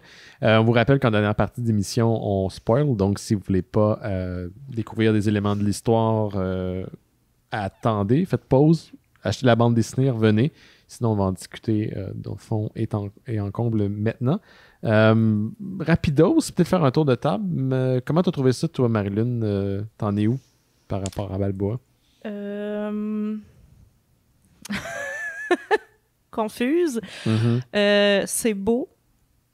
Ça se lit bien, mais not my jam. Ce n'est pas mon type de lecture. Je pense que ça fait une... C'est pas ma confiture. Je pense que ça fait un bon travail pour ce type-là. Je pense que c'est de bonne qualité pour ce type-là. Mais c'est pas mon type ni de bande dessinée ni d'œuvre. OK. Simon? Moi, j'ai bien aimé. J'ai beaucoup aimé l'art. Et évidemment, l'histoire est un peu onirique, mais je pense que ça fait partie du charme et de l'effet que la drogue a dans la BD, vient jouer avec un peu la structure du récit. J'ai bien apprécié. Ouais. OK. Toi, Laurent, où est-ce que t'en es? J'ai bien aimé ça. J'aime bien l'ambiance.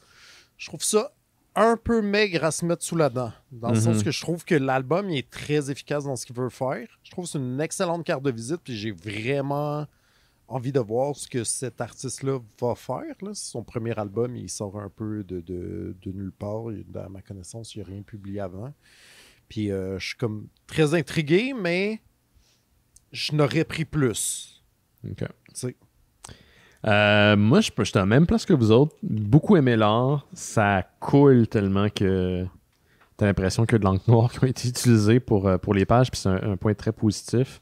J'ai aimé le fait qu'on est dans un monde presque dans le Verhoeven, là, pas le Verhoeven, où il y a de l'hyper-violence, puis ça vient complètement disjoncté, puis ça en est over the top, mais c'est ça, c'est voulu, là, c'est ça qui est le fun, c'est ça qui est intéressant. Par contre, au niveau de l'histoire, j'ai trouvé qu'il manquait beaucoup de maîtrise au niveau des ellipses et du contenu qui était présenté. Par moments, j'étais perdu et je pensais que peut-être c'était justement à cause de l'effet de la drogue qui était présente dans la bande dessinée et pour laquelle il n'y a pas vraiment d'incidence sur l'histoire, en tout cas de la manière que moi je l'ai compris. Fait que par moments, j'étais OK, on est rendu où? C'est quoi qui se passe? Il y a comme une non-maîtrise, je trouve, des ellipses, puis où ces ellipses-là sont supposées nous amener dans la progression de l'histoire ou pour la progression de l'histoire. Ce qui fait que j'ai trouvé que c'était une lecture qui était correcte dans le sens que c'était pas un gros investissement. Ça se lit assez rapidement. Mais comment je pourrais dire ça? Je trouve ça plate parce que les gens de Fond, on les connaît puis j'aime ce qu'ils font depuis des années, mais j'ai pas trippé tant que ça.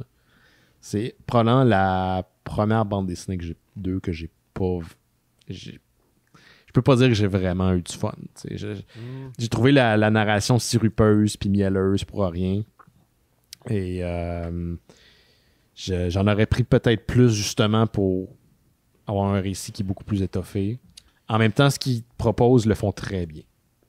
Mais j'ai pas capoté. J'ai pas C'est drôle parce que j'ai l'impression que ça prend quelque chose qu'on voit souvent à l'envers, dans le sens que j'ai l'impression que les scènes d'action sont plus efficaces et claires que les scènes de pas d'action.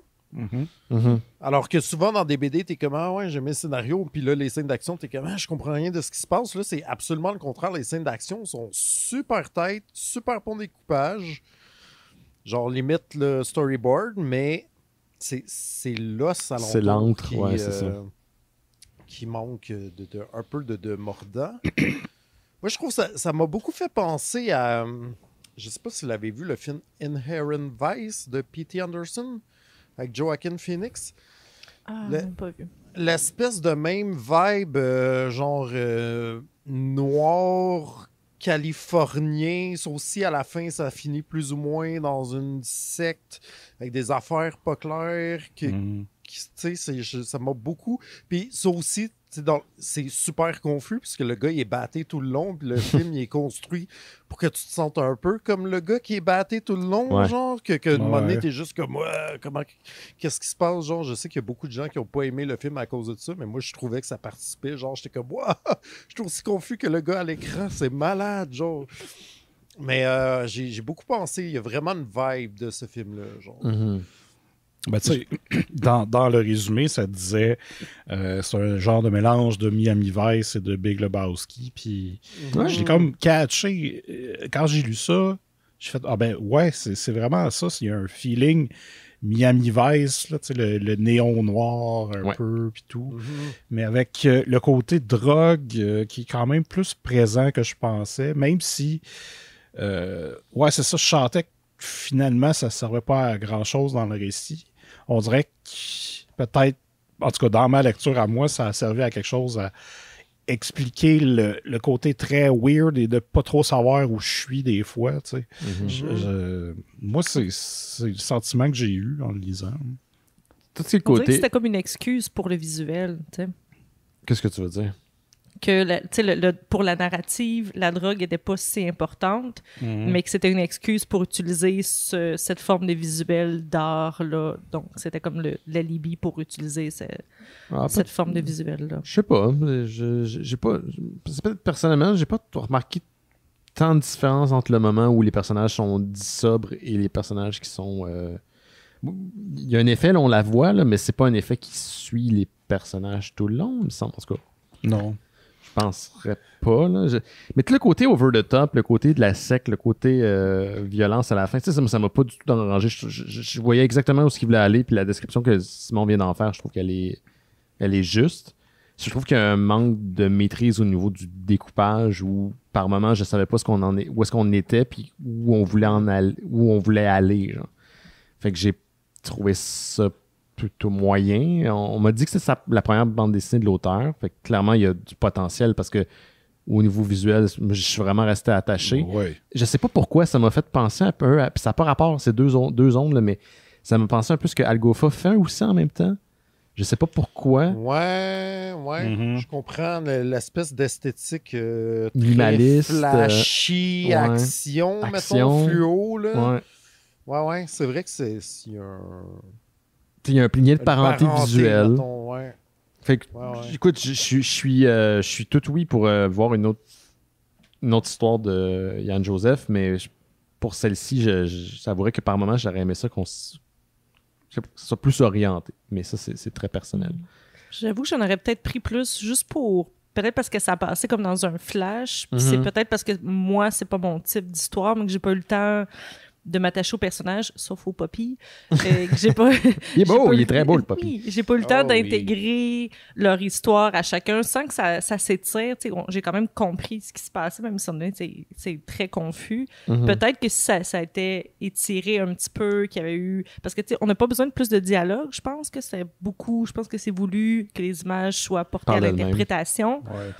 qu'on peut faire plusieurs interprétations. Je pense que peut-être que si ça avait été plus étoffé, plus long, j'aurais pris plus le temps de l'intégrer, de m'attacher, et là que je l'aurais peut-être plus apprécié. Il y a des retournements qui je trouve qui sont non nécessaires. T'sais, comme le background sur le chien qui est très court, là, mais ultimement, ça t'amène quoi?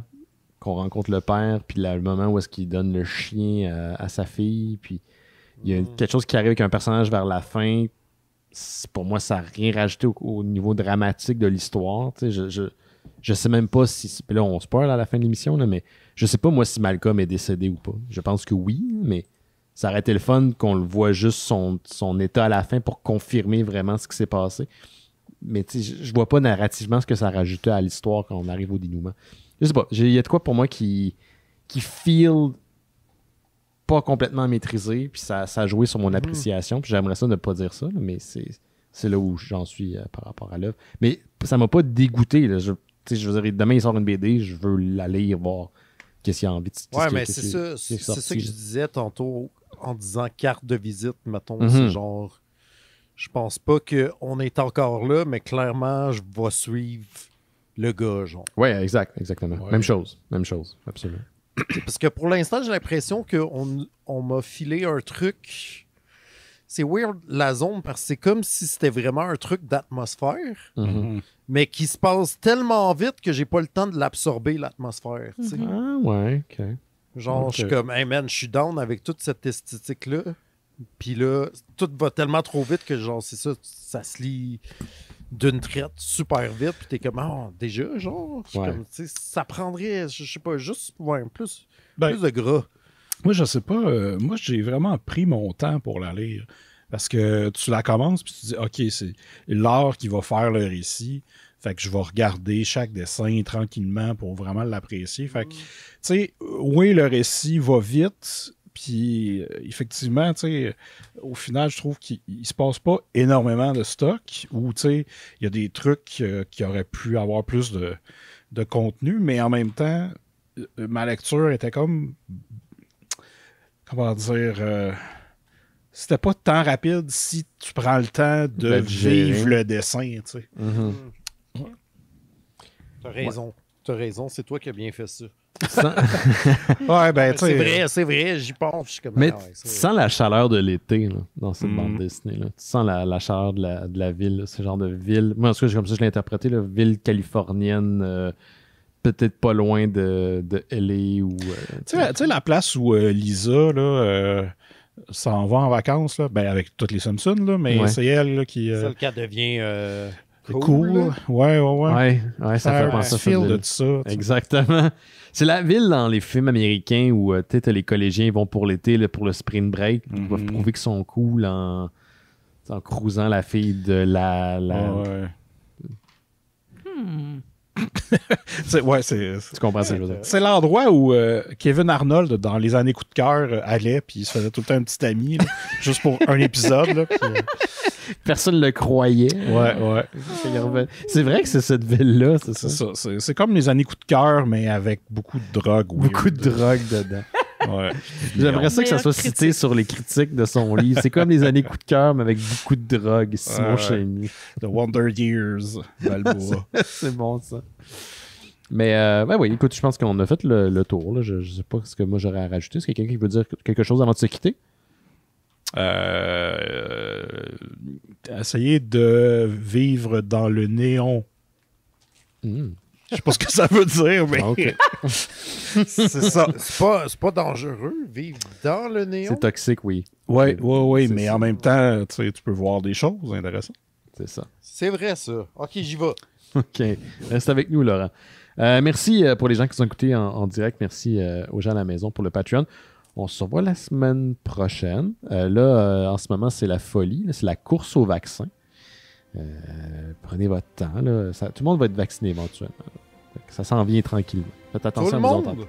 Ben, j'espère. La suite vous surprendra. Ouais, la suite va peut-être nous décevoir. C'est ça qui va se passer.